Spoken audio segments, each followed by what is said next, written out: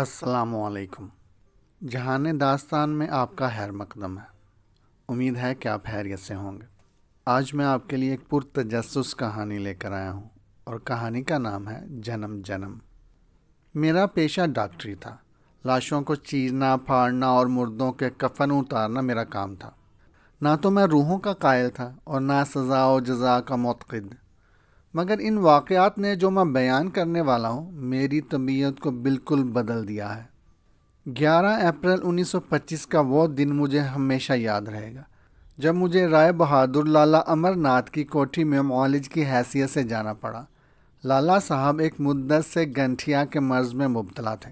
جب میں ان کی کوٹھی کے پائیں باغ میں سے گزر رہا تھا تو میری نظر ایک ایسے دربے بہا پر پڑی کہ آنکھیں چندھیا کر رہ گئیں۔ یہ دربے بہا ایک نوحیز لڑکی تھی جو لاجوری رنگ کی ساڑی میں ملبوس انگور کی بیلوں کے نیچے فرش زمین پر بے خبر سو رہی تھی۔ اس کے خمدار ابروؤں کے نیچے خوشنما غلافی آنکھیں ہزاروں فصون چھپائے محو آرام تھی۔ سرخ ہونٹوں پر قدرتی مسکراہٹ نمایاں تھی۔ نقاش ازل نے اسے حسن و معصومیت کا مکمل نمونہ بنایا تھا۔ میری نظریں بے اختیار اس کے چہرے پر گڑ گئیں۔ مجھے خیال ہوا کہ میں اس صورت سے شناسا ہوں، مگر سمجھ میں نہ آتا تھا کہ اسے کب اور کہاں دیکھا ہے۔ میں ابھی محو حیرت ہی تھا کہ ایک ملازم ادھر آ نکلا۔ میں نے پوچھا، یہ لڑکی کون ہے؟ ملازم نے بتایا، یہ رائے بہادر کی اکلوتی بیٹی شانتی ہے۔ میں نے کہا، یہ خاک پر کیوں پڑی ہے؟ ملازم نے کہا، یہ بدقسمت لڑکی پاگل ہے۔ میں قدرت کی اس ستم ظریفی پر اظہار افسوس کرتا ہوا گھر واپس آ گیا۔ اب میں روزانہ رائے بہادر کے معائنے کے لیے جایا کرتا تھا۔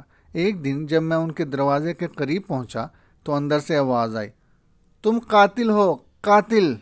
میں ٹھٹک کر وہیں کھڑا ہو گیا۔ رائے بہادر سسکیاں لے کر رو رہے تھے اور کہہ رہے تھے، آہ خدا، میں بڑا دکھی ہوں، مجھ پر رحم کر۔ دوسری آواز آئی، ہرگز نہیں، قاتل کی یہی سزا ہے، ایک نہیں، دو نہیں، اکٹھے 3 خون کر کے رحم کی امید فضول ہے۔ رائے بہادر نے کہا، خدا کے لیے تم فوراً یہاں سے چلی جاؤ۔ دوسری آواز کسی عورت کی تھی جو ملازم کے لیے گھنٹی دبا کر دوسرے کمرے میں چلی گئی۔ یہ ناگوار گفتگو سن کر میں نے ارادہ کیا کہ واپس چلا جاؤں، مگر ملازم کے پاؤں کی آہٹ سن کر مجھے مجبوراً اندر داخل ہونا پڑا۔ رائے بہادر کو میری دوائی اور انجیکشن سے افاقہ تھا۔ وہ مجھے اپنی طبیعت کا حال سناتے رہے، مگر میں نے ان کی کوئی بات بھی نہ سنی۔ میں کسی اور ہی خیال میں محو تھا۔ میرے کانوں میں اس عورت کے کہے الفاظ گونج رہے تھے۔ جب میں مریض سے رخصت ہو کر باہر آیا تو باغ میں شانتی اپنے کبوتروں کو دانہ ڈال رہی تھی۔ وہ اس وقت سفید رنگ کی معمولی سی دھوتی باندھے ہوئے تھی۔ اس کا معصوم حسن اس سادگی میں بھی برق پاشیاں کر رہا تھا۔ میں بے خودی کے عالم میں قدرت کی اس حسین تصویر کو غور سے دیکھنے لگا۔ وہ کبوتروں پر پیار سے ہاتھ پھیر رہی تھی۔ یک بارگی اس کی نگاہیں اوپر کو اٹھی، وہ مجھے دیکھ کر اچھل پڑی اور 2-3 منٹ تک مجھے گور کر دیکھتی رہی۔ بعد ازاں پریم پریم کہہ کر چیخیں مارتی ہوئی بے تحاشا بھاگ گئی اور میں شرمندہ ہو کر وہاں سے چلا آیا۔ انہی دنوں میری تبدیلی ہو گئی۔ میں آگرہ سے چلا آیا اور اس واقعہ کو بالکل بھول گیا۔ آگرہ سے آئے مجھے 6 سال گزر گئے۔ گرمیوں کے دن تھے کہ میری تبدیلی جیکب آباد سندھ میں ہو گئی۔ سندھ کی گرمی تو مشہور ہے۔ میں سندھ جانا نہ چاہتا تھا، اس لیے میں نے بڑی کوشش کی کہ تبادلہ منسوخ ہو جائے، مگر جب مجھے کامیابی نہ ہوئی تو میں نے بد دل ہو کر 3 مہینے کی رخصت لے لی اور گھر چلا آیا۔ مئی کا مہینہ تھا، گرمی اپنے شباب پر تھی۔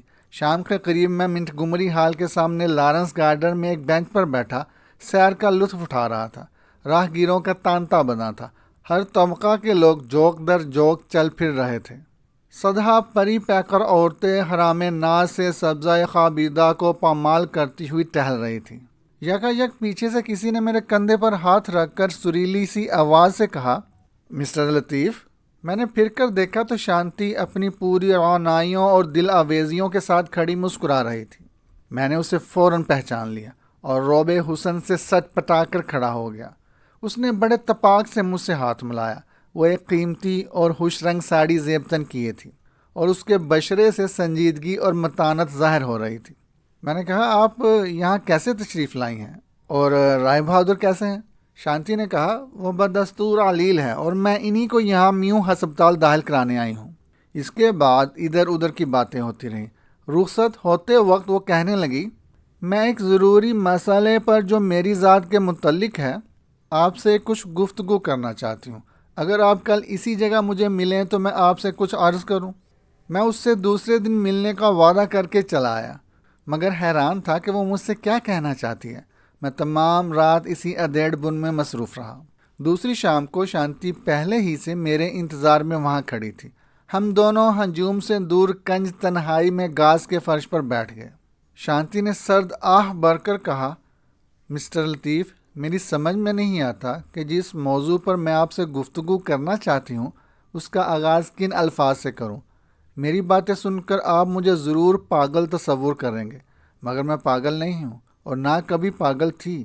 لیکن اس گفتگو سے پہلے میں آپ سے التجا کرتی ہوں کہ گو آپ مجھے پاگل ہی سمجھیں، پھر بھی میری بات اول سے لے کر آخر تک غور سے سنیں۔ اس کے بعد آپ کو اختیار ہے اسے باور کریں یا نہ کریں۔ میں نے کہا، بہت بہتر، میں آپ کی ہر ایک بات سننے کو تیار ہوں۔ شانتی نے کہا، یہ ایک ایسا راز ہے جس کا تعلق میری اور آپ کی ذات سے ہے۔ پھر کچھ دیر خاموش رہ کر اس نے کہا، مسٹر لطیف، آپ کو معلوم ہوگا کہ میرا نام شانتی دیوی ہے، لیکن پہلے جنم میں میرا نام لجیاوتی تھا۔ میرا باپ ایک مندر کا پجاری تھا۔ یہ 8 پہلو مندر چاروں طرف سے خوبصورت اور سر بفلک پہاڑوں سے گری ہوئی وادی میں واقع تھا، جس کے پہاڑ نہایت سرسبز اور شاداب تھے۔ اس وادی میں سنہری گھاس اگی تھی جس پر جا بجا سدھا رنگوں کے خضرو پھولوں کی چادریں بچھی رہتی۔ ان پھولوں پر خوش رنگ تیتریوں کا جمگٹا نہایت بلا معلوم ہوتا تھا۔ مندر کے 50 گز کے فاصلے پر پہاڑ کے دامن میں فیروزی رنگ کی ایک نہایت خوشنما گہری جھیل تھی، جس میں ایک بلند اور شاندار آبشار بہتا تھا۔ یہ جھیل اس وادی میں بالکل ایسی معلوم ہوتی تھی جیسے سونے کی خوشنما انگوٹھی کے درمیان فیروزہ جڑا ہو۔ نیلے رنگ کی جھیل میں ننھی ننھی سنہری مچھلیوں کا تیرنا سونے پر سہاگے کا کام کرتا تھا۔ صبح کے وقت جب میں جھیل پر پانی بھرنے جاتی تو ان چھوٹے چھوٹے خوبصورت رنگین پرندوں کے گیت سن کر جو شمشاد کے بلند درختوں پر اپنی سریلی آواز میں ہر وقت گاتے رہتے، مجھ پر وجد طاری ہو جاتا۔ رات کے وقت ہوا کے ہلکے اور خوشگوار جھونکے آبشار کی آواز کے ساتھ مل کر ایک دل نشیں صورت اختیار کر لیتے تھے۔ اس وقت ایسا معلوم ہوتا تھا جیسے کوئی نامعلوم مغنیہ اپنے پورے سوز و ساز سے موسیقی کی تانیں اڑا رہی ہو۔ مندر کے دائیں جانب ہمارا چھوٹا سا گوشالہ تھا اور بائیں جانب ہماری سکونت کے لیے کوٹھڑی بنی تھی۔ مندر کے پچھواڑے کی زمین میں میرا باپ کھیتی باڑی کرتا تھا اور کھیتوں کے اختتام پر ایک فراخ اور ڈلوان راستہ تھا۔ یہاں سے 2 میل کے فاصلے پر ایک ندی تھی جس کے دوسرے کنارے پر ایک گاؤں آباد تھا۔ ندی پایاب تھی۔ اسی راستہ سے ہم لوگ کبھی کبھی گاؤں میں جاتے اور سامان رسد وغیرہ خرید کر واپس آ جاتے، اور گاؤں کے لوگ بھی اسی راستے ہر مہینے کی نوچندی اتوار کو اس مقدس جھیل میں اشنان کرنے آتے۔ کاش مجھے اور باتوں کی طرح اس پہاڑ یا وادی وغیرہ کا نام بھی یاد ہوتا۔ میری عمر اس وقت 18 سال کی ہوگی۔ موسم سرما کا آغاز تھا۔ رات کو خوب برف باری ہوئی۔ صبح جب میں اٹھی تو پہاڑ اور درخت برف سے سفید ہو رہے تھے۔ تمام وادی روئی کے گالوں سے ڈکی ہوئی معلوم ہوتی تھی۔ جب میں گوشالہ کی طرف گئی تو گوشالہ کے دروازے پر کوئی چیز گٹھڑی کی طرح پڑی دیکھ کر میں نے پتا جی کو بلایا۔ انہوں نے قریب جا کر دیکھا تو ایک آدمی سردی سے بے ہوش پڑا تھا۔ ہم دونوں نے مل کر اسے اٹھایا اور اپنی کوٹھری میں لے جا کر بستر پر لٹا دیا۔ کمبل اور چیتے کی کھالیں اس پر ڈال دی۔ میں نے آگ روشن کی اور پتا جی اس کے منہ میں انگور کا رس ٹپکانے لگے۔ وہ دوسرے تیسرے دن بالکل تندرست ہو گیا۔ پتا جی نے ہر چند اس سے ایسے وقت پر آنے کی وجہ اور اس کا حسب و نسب دریافت کیا، مگر وہ کوئی تسلی بخش جواب نہ دے سکا۔ یہ جوانی رعانہ نہایت تنومند تھا۔ اس کے کاغذی ہونٹ اور سوتواں ناک، صاف چمکیلی اور خوبصورت آنکھیں، فراخ پیشانی، گنگریالے بال اور گورا رنگ، یہ سب چیزیں ایسی تھیں جو اس کی اعلیٰ نسبی کا ثبوت دیتی تھی۔ وہ نہایت غمزدہ معلوم ہوتا تھا۔ اس نوجوان کا نام پریم تھا۔ وہ نہایت محنتی اور جفاکش تھا۔ مندر اور کھیتی باڑی کا سارا کام اس نے سنبھال لیا اور پتا جی کی خدمت گزاری بڑی عقیدت مندی سے کرنے لگا۔ پتا جی بھی اس پر بہت مہربان تھے۔ انہوں نے میری شادی اس کے ساتھ کر کے اسے اپنا جانشین بنا لیا۔ شادی کے بعد میری زندگی کا لطف دو چند ہو گیا۔ میں اس فردوس صفت وادی میں مسرت کے جھولے میں بیٹھ کر محبت کی پینگ بڑھانے لگی۔ پریم مجھ پر جان فدا کرتا تھا اور میں اس پر پروانہ وار نثار تھی۔ چاندنی راتوں میں ہم دونوں جھیل کے کنارے بیٹھ کر سیر کا لطف اٹھاتے اور چاند کا عکس پڑنے سے جھیل بقائے نور بنی ہوتی تھی۔ پریم ایسی دلکش لے میں پہاڑی گیت گاتا کہ میں بے خودی سے اس کے گلے میں باہیں ڈال دیتی۔ اس پر پریم ہنستے ہوئے کہتا، دیکھو لجیا، اس وقت میرے سامنے 3 چاند ہیں، ایک آسمان پر، دوسرا جھیل میں اور تیسرا گود میں۔ اس کے ان الفاظ سے مجھے اتنی خوشی حاصل ہوتی کہ میں مدہوش ہو جاتی۔ صبح کے وقت جب میں پانی بھرنے جاتی تو پریم چھینٹے اڑا کر مجھے بھگونے کی کوشش کرتا، جس کے جواب میں اس پر پانی سے بھری ہوئی گاگر انڈیل کر خود بھاگ جاتی اور دور جا کر اس کا منہ چڑھانے لگتی۔ اس پر وہ مجھے تبسم زار نگاہوں سے گور کر دیکھتا تو اس کی محبت کا تیر میرے دل میں پیوست ہو جاتا۔ ہم دونوں اکثر اس وادی پر بہار میں آنکھ مچولی کھیلا کرتے۔ برسات کے موسم میں دن بھر بیر بہوٹیاں پکڑنے میں سرگرداں رہتے اور رات کو جگنو پکڑنے میں مصروف ہو جاتے۔ جب میں دیوی کی پوجا کے لیے پھول چننے جاتی تو پریم پیچھے سے آ کر میری آنکھیں بند کر لیتا اور کبھی گدگدی کرنے لگتا، جس سے میں ہنستے ہوئے لوٹن کبوتر بن جاتی۔ وہ دن کتنے اچھے تھے۔ یہ کہہ کر وہ خاموش ہو گئی کہ اس کے سینے کے اتار چڑھاوے سے اس کے دلی جذبات کا اظہار ہونے لگا۔ شانتی نے کچھ دیر خاموش رہنے کے بعد کہا، مسٹر لطیف، کیا تم پریم کو جانتے ہو؟ میں نے ہنس کر کہا، شانتی، میں اسے کیسے جان سکتا ہوں؟ شانتی نے کہا، مگر تم نے آئینے میں تو بارہا اپنی شکل دیکھی ہوگی۔ شانتی کے منہ سے یہ الفاظ سن کر میں چونک اٹھا۔ مجھے یاد آ گیا کہ جب شانتی نے مجھے پہلی دفعہ دیکھا تھا تو پریم پریم کہتی ہوئی بھاگی تھی اور اس وقت میں نے اس کی اس حرکت کو پاگل پن پر محمول کیا تھا۔ شانتی نے کہا، ہاں تم وہی پریم ہو۔ تمہاری داہنی طرف کی پسلیوں پر روپے کے برابر چوڑا ایک سفید چاند گرہن کا داغ ضرور ہوگا اور اسی طرف ران پر ایک بڑا سیاہ داغ اس زخم کا بھی ہوگا جو گائے کی دلہتی لگنے سے ہوا تھا۔ یہ داغ بالکل جانور کے سم کی طرح درمیان سے پھٹا ہوا تھا۔ میں یہ سن کر ہکا بکا رہ گیا کیونکہ سچ مچ یہ دونوں نشان میرے بدن پر موجود تھے۔ شانتی نے اپنی تقریر کو جاری رکھتے ہوئے کہا، جب میں اس کیف و زار زندگی کے دور سے گزر رہی تھی تو ایک ایسا اندوناک واقعہ پیش آیا جس نے خوشیوں اور مسرتوں کے علاوہ ہماری زندگی کا بھی خاتمہ کر دیا۔ میری شادی کو 3 سال گزر چکے تھے۔ اسوج کی 4 تاریخ تھی۔ سردی غیر معمولی طور پر بڑھ رہی تھی۔ ہوا میں تندی آ گئی تھی۔ موسم خزاں پیش خیمہ خیال کی جاتی تھی۔ اندھیری رات تھی۔ دروازے کی چرچراہٹ سے میری آنکھ کھل گئی۔ میں نے پریم کو پکارا مگر کوئی جواب نہ ملا۔ میں اٹھ کر بیٹھ گئی۔ پریم کی چارپائی کی طرف ہاتھ بڑھایا تو وہ خالی تھی۔ میں نے خیال کیا کہ شاید صبح ہو گئی ہے۔ اٹھ کر دروازہ کھولا لیکن رات کسی مجرم کے دل کی طرح سیاہ تھی۔ میں نے دوبارہ پریم کو پکارا۔ جواب نہ ملنے پر اچھی طرح ادھر ادھر جھانک کر دیکھا تو معلوم ہوا کہ مندر میں دھیمی دھیمی روشنی ہو رہی تھی۔ میں حیران تھی کہ پریم اس وقت مندر میں کیا کرنے گیا ہے۔ میں ابھی آہستہ قدم اٹھاتی مندر کی طرف گئی۔ دروازہ بند تھا۔ اندر سے سرگوشیوں کی آواز آ رہی تھی۔ میں نے درازوں میں سے دیکھا تو 3 شخص قریب قریب بیٹھے دکھائی دیے۔ ان میں ایک پریم تھا، دوسرے پتا جی، تیسرے کی بابت نامعلوم ہو سکا۔ میں بہت سٹ پٹائی۔ سمجھ میں نہ آتا تھا کہ پریم اور پتا جی اتنی رات گئے مندر میں چراغ جلا کر کس سے سرگوشیاں کر رہے ہیں۔ اس راز کی جستجو میں نے مندر کے ارد گرد چکر کاٹنے شروع کیے مگر بے سود۔ مجھے پتا جی اور پریم پر سخت غصہ آ رہا تھا کہ انہوں نے مجھے کیوں نہ اس رازداری کے قابل سمجھا۔ مجھے دن یا رات میں بچہ پیدا ہونے والا تھا۔ سردی میں کافی دیر کھڑے رہنے سے میری طبیعت خراب ہو گئی اور میں واپس آ گئی۔ تکلیف بڑھتی گئی حتیٰ کہ جب پریم واپس آیا تو میری حالت ناگفتہ بات تھی۔ میں پریم سے سخت ناراض ہونے لگی۔ وہ کہنے لگا، لجیا، اس میں میرا کچھ قصور نہیں۔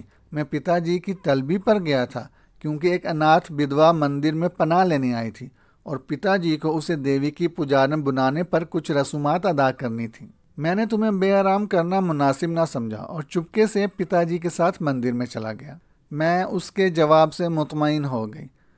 اسی صبح کو میرے بچہ پیدا ہوا۔ اس بدوا پجارن نے میری بڑی خدمت کی۔ یہ بدوا خوش روح اور نیک تھی۔ اس کی گود میں 6-7 مہینے کا بچہ تھا۔ اس کا نام ساوتری تھا اور اس کے بچے کا نام موہن۔ وہ ہر وقت میری خوشنودی حاصل کرنے میں کوشاں رہتی اور مجھے بھی اس سے کچھ ہمدردی ہو گئی۔ میں اب ہر وقت اپنے بچے مدن کو گود میں لیے بیٹھی رہتی۔ گھر کا سارا کام ساوتری کیا کرتی۔ مجھے اپنے مدن سے بڑی محبت تھی۔ وہ مجھے پریم سے بھی زیادہ عزیز تھا۔ پریم بھی اس کو بہت چاہتا تھا۔ ساوتری کا بچہ موہن بھی بہت پیارا بچہ تھا۔ موہن نے 1 سال کی عمر میں چلنا پھرنا سیکھ لیا۔ جب پریم مدن کو پیار کرنے لگتا تو وہ بھی واپس آ جاتا۔ پریم ایک آہ سرد بھر کر اس بچے کے سر پر بھی ہاتھ پھیرنے لگتا اور مجھے اس کی یہ حرکت بہت ناگوار گزرتی۔ رفتہ رفتہ میں نے محسوس کیا کہ پریم مدن سے زیادہ موہن کو چاہتا ہے۔ میں نے پتا جی سے اس بات کی شکایت کی تو انہوں نے الٹی مجھ کو ملامت کی اور نصیحت کرنے لگے کہ بے باپ کے بچے پر رحم کرنا چاہیے۔ میں لاجواب ہو گئی، لیکن اس دن سے موہن میری آنکھوں میں کھٹکنے لگا۔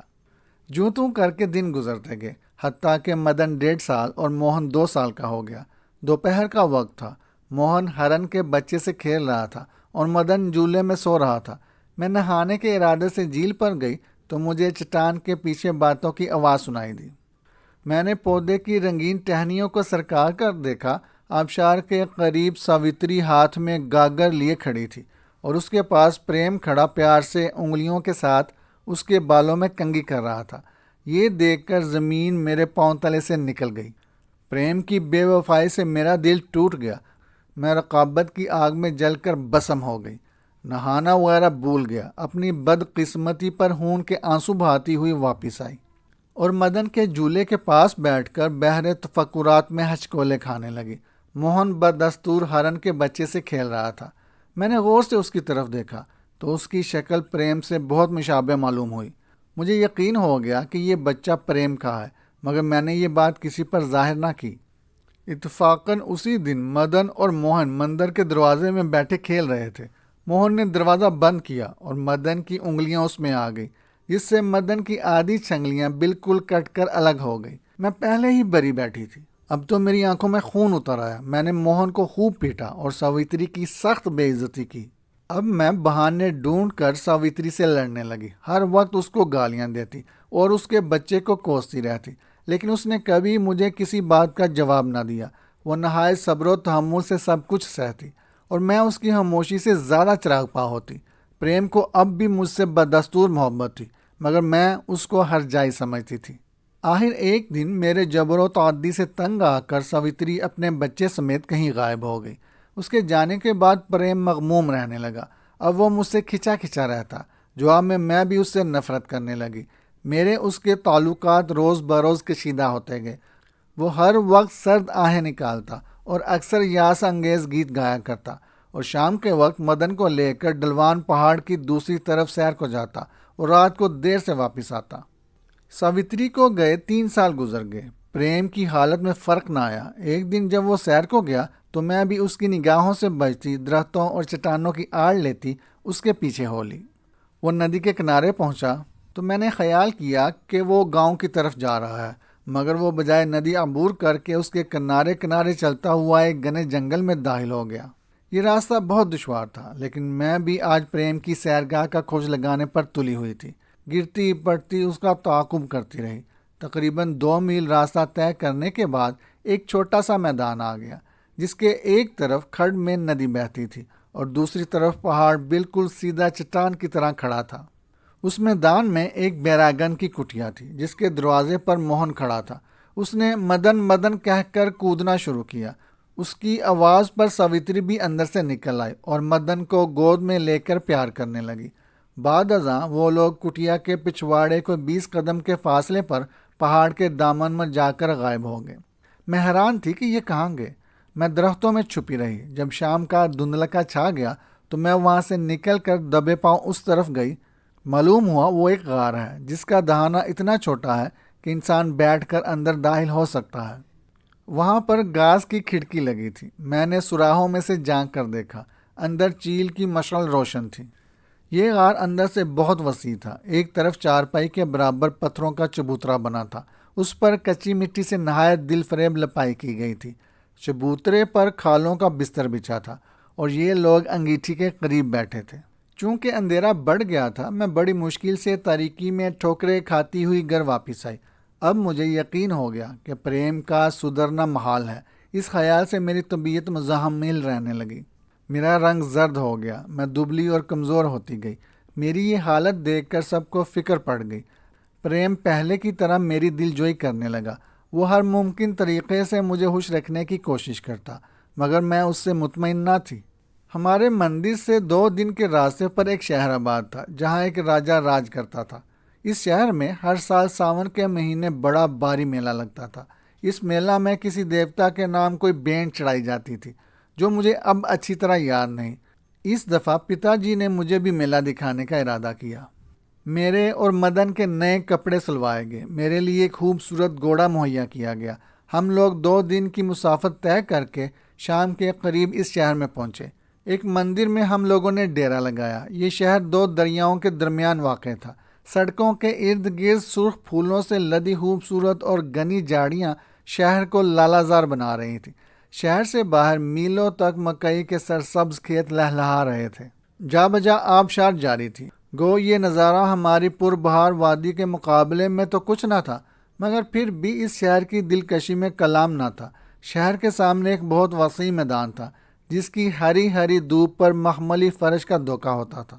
میلہ بڑی شان و شوکت سے منایا گیا۔ دوسرے دن میں صبح سویرے دریا سے اشنان کر کے واپس آ رہی تھی کہ راستے میں مجھے ایک آدمی ملا جو بعد میں ہماری تباہی کا باعث ہوا۔ وہ کہنے لگا، پتری تم کہاں کی رہنے والی ہو؟ میں نے اپنے گاؤں اور مندر والی وادی کا پتہ بتا دیا۔ اجنبی نے کہا، وہ گنگریالے بالوں والا آدمی جو کل میلے میں تمہارے ساتھ تھا کون ہے؟ میں نے کہا، وہ میرا پتی ہے۔ اجنبی نے کہا، کیا تمہارے مندر میں کوئی عورت بھی رہتی ہے؟ یہ کہہ کر اس نے مجھے اس عورت کا حلیہ بتایا۔ میں حیرت سے اس کا منہ دیکھنے لگی کیونکہ یہ حلیہ بالکل ساوتری کا تھا۔ وہ میرے بشرے سے بام گیا کہ یہ ضرور اس سے واقف ہے۔ اس نے مکرر مجھ سے یہی سوال کیا۔ میں نے کہا، کیا وہ آپ کے رشتہ دار ہے؟ اجنبی نے اس بات میں سر ہلایا۔ اس پر میں نے اسے جنگل اور غار کا صاف صاف پتہ بتا دیا۔ اس کے بعد وہ بڑبڑاتا ہوا ایک طرف چلا گیا اور میں اپنے ڈیرے پر واپس آ گئی۔ میلہ سے واپسی کو 8-10 روز گزر چکے تھے۔ ایک دن پریم مدن کو لے کر سیر کرنے کا بہانہ کر کے چلا گیا۔ میں نے پتا جی سے رو رو کر کہنا شروع کیا، آپ نے پریم کو اتنا سر چڑھا رکھا ہے، وہ میری پرواہ ہی نہیں کرتا۔ مگر پتا جی نے میری بات کو کوئی اہمیت نہ دی بلکہ اس کی تعریف کرنے لگے۔ میں نے کہا، آپ کو معلوم ہے اس وقت وہ کہاں گیا ہے؟ پتا جی نے کہا، جہاں اس کا جی چاہے جائے، اس میں تمہارا کیا نقصان ہے؟ میں نے کہا، تو کیا میرا کچھ نقصان ہی نہیں؟ اسی کے دکھ سے تو میں گل کے پارا ہو گئی ہوں۔ وہ اپنی آشنا کو ملنے جاتا ہے جو پہاڑ کی کھو میں رہتی ہے۔ پتا جی نے کہا، لجیا ایشور سے ڈرو، ایسی بات منہ سے نکالنا پاپ ہے۔ میں نے درستی سے کہا، کیا ساوتری اس کی ماں یا بہن ہے جس کے پیچھے وہ دیوانہ وار ہو رہا ہے؟ پتا جی گہری سوچ کے بعد بولے، ہاں وہ اس کی بہن ہے اور دکھیا بہن۔ میں نے کہا، اگر وہ اس کی بہن تھی تو اس نے یہ بات مجھ سے کیوں پوشیدہ رکھی؟ پتا جی نے کہا، میں نے ہی اسے کہا تھا کہ تم کو کچھ نہ بتائے کیونکہ اس بات میں ایک گہرا راز تھا جو تم جیسی نادان لڑکی کے سامنے بیان کرنا خطرے سے حال ہی نہ تھا۔ یہ سن کر میں خاموش ہو گئی اور اپنی گزشتہ بدسلوکیوں پر پشیمان ہو کر اپنی کوٹھڑی میں چلی گئی۔ میرا دل پریم کی طرف سے بالکل صاف ہو گیا۔ میں نے دل میں عہد کر لیا کہ جب پریم واپس آئے گا تو پہلے اس سے معافی مانگوں گی، پھر صبح ساوتری کو خود جا کر منا لاؤں گی۔ وہ بڑی نیک دل ہے، جلد راضی ہو جائے گی۔ رات بہت گزر گئی مگر پریم واپس نہ آیا۔ مجھے بڑا فکر تھا۔ میں نے پتا جی کو مطلع کیا۔ وہ بھی متفرق تو بہت ہوئے لیکن میری تسلی کے لیے کہا، آسمان ابر آلود ہے، شاید ساوتری نے رات وہیں ٹھہرا لیا ہو، تم یہیں آ کر سو جاؤ، کوئی فکر کی بات نہیں۔ میں ان کے کہنے سے لیٹ گئی مگر نیند کوسوں دور تھی۔ یہی حال پتا جی کا بھی تھا۔ جب صبح ہوئی تو میں اور پتا جی پریم کی تلاش میں نکلے۔ ہمیں ڈر تھا کہ رات کو کسی جنگلی جانور نے ان پر حملہ نہ کر دیا ہو۔ چنانچہ ہم دونوں اس غار کے دہانے تک جا پہنچے۔ غار کی کھڑکی ٹوٹی ہوئی تھی۔ یہ غار بہت تاریک تھا۔ پتا جی نے پریم پریم کہہ کر آوازیں دینی شروع کی مگر اندر سے کوئی جواب نہ آیا۔ ہماری آواز سن کر کٹیا میں سے موہن اور بیراگن نکل آئے۔ ہم لوگوں نے سمجھا یہ سب لوگ کٹیا میں سوئے ہوئے ہوں گے۔ ہم نے ادھر کا رخ کیا لیکن بیراگن نے بتایا کہ یہاں صرف موہن ہی سویا تھا جو ہمیشہ اسی کے پاس سویا کرتا ہے۔ ہم لوگوں نے چیل کی مشل جلائی اور غار میں اتر گئے۔ مسٹر لطیف، کیا بتاؤں وہاں کا نظام کتنا روح فرسا تھا۔ میرا جگر پاش پاش ہو گیا۔ پتا جی کے ہاتھ سے مشل گر گئی۔ ہم لوگوں نے دیکھا کہ پریم، ساوتری اور مدن تینوں کی لاشیں خاک و خون میں غلطاں پڑی تھی۔ پریم اور ساوتری کی مشقیں کسی ہوئی تھی اور کسی نے بڑی بے دردی سے ان کا ایک ایک عضو کاٹ کر انہیں ہلاک کیا تھا۔ تمام غار خون سے سرخ ہو رہا تھا، دیواروں پر بھی جا بجا خون کے چھینٹے پڑے تھے۔ پریم اور مدن کی لاش دیکھتے ہی میں تورا کر گری اور بے ہوش ہو گئی۔ پھر مجھے پتا نہیں رہا کہ پتا جی نے کس طرح ان لاشوں کو ٹھکانے لگایا۔ مسٹر لطیف، تم جانتے ہو کہ قاتل کون تھا؟ میرے موجودہ پتا رائے بہادر لالا امرت ناتھ جی، جو اس جنم میں گٹھیا کی بیماری میں مبتلا ہو کر اپنے کرموں کا پھل پا رہے ہیں۔ میں چونک اٹھا۔ آج سے 6 سال پیشتر رائے بہادر کو کوئی عورت قاتل کہہ رہی تھی۔ وہ شانتی ہی تھی اور اس کا اشارہ انہی 3 مقتولوں کے خون کی طرف تھا۔ میں نے کہا، تمہیں یہ کیوں کر معلوم ہوا؟ شانتی نے کہا، یہ میرے گزشتہ پتا جی کی تفتیش کا نتیجہ ہے۔ میں نے ان سے جب اس شخص کے متعلق ذکر کیا جو مجھے میلے کے بعد ملا تھا تو انہوں نے کہا کہ وہی پریم کا قاتل ہے۔ میں نے کہا، مگر تم کس بنا پر کہتی ہو کہ تمہارے موجودہ پتا جی ہی قاتل تھے؟ شانتی نے کہا، جیسے آپ کو پہچانا ویسے ہی ان کو بھی پہچانتی ہوں۔ پھر اپنا سلسلہ کلام جاری رکھتے ہوئے بولی، مسٹر لطیف، جب میرے پتا جی مقتولوں کے کرم کریا سے فارغ ہوئے تو ایک رات مجھے مندر میں لے جا کر دیا جلایا اور دروازے کو اندر سے کنڈی لگا کر بیٹھ گئے اور کہنے لگے، لجیا، آج میں تمہیں اس مندر میں ایک راز بتانے کے لیے لایا ہوں۔ یہ وہی راز ہے جو آج سے 5 سال پیشتر تم سے پوشیدہ رکھا گیا تھا، مگر اب تم پر ظاہر کرنا ضروری ہے۔ اسی راز کے باعث اتنی خرابیاں پیدا ہوئیں۔ چونکہ میں چراغ سحری ہوں، زندگی کا بھروسہ نہیں، اس لیے یہ کام تمہارے ذمہ ہوگا۔ تمہیں اس کو انجام دینا ضروری ہوگا۔ سنو لجیا، پریم اور ساوتری دونوں حقیقی بھائی بہن تھے۔ یہ ذات کے برہمن تھے۔ ساوتری ابھی بہت چھوٹی تھی کہ ان کے والدین مر گئے۔ اس کو پریم نے پرورش کیا۔ ان دونوں کی آپس میں بے حد محبت تھی۔ جب ساوتری جوان ہوئی تو ان کے گاؤں کے سردار، جو بہت بوڑھا آدمی تھا، اس نے کئی ایک خوشامدانہ طریقوں سے ساوتری کا رشتہ پریم سے طلب کیا، مگر پریم نے انکار کر دیا۔ جب اس سردار کو اس طرح ناکامی ہوئی تو اس نے جبراً ساوتری کو گھر ڈال لیا۔ پریم بھی یار و مددگار تھا، وہ اس سردار کا کچھ نہ بگاڑ سکا، لیکن شرمندگی سے اپنا گھر چھوڑ دیا۔ سفر کی صعوبتیں سہتا اور مقدس تیرتھوں کے درشن کرتا ہوا یہاں آ نکلا۔ یہ مندر اسے بہت پسند آیا۔ اس نے یہیں رہائش اختیار کر لی اور تمہاری اس سے شادی ہو گئی۔ ادھر ساوتری بیچاری اپنی قسمت پر شاکر تھی، مگر اسے سکھ نہ ملا، کیونکہ اس سردار کا لڑکا جو کہ گاؤں اور جاگیر کا وارث تھا، ساوتری کے خون کا پیاسا ہو گیا۔ آخر 2 سال کے بعد جب اس نے سنا کہ ساوتری کو بچہ پیدا ہونے والا ہے تو وہ بہت ہی مشتعل ہوا۔ اس نے اپنے باپ کو زہر دلوا دیا۔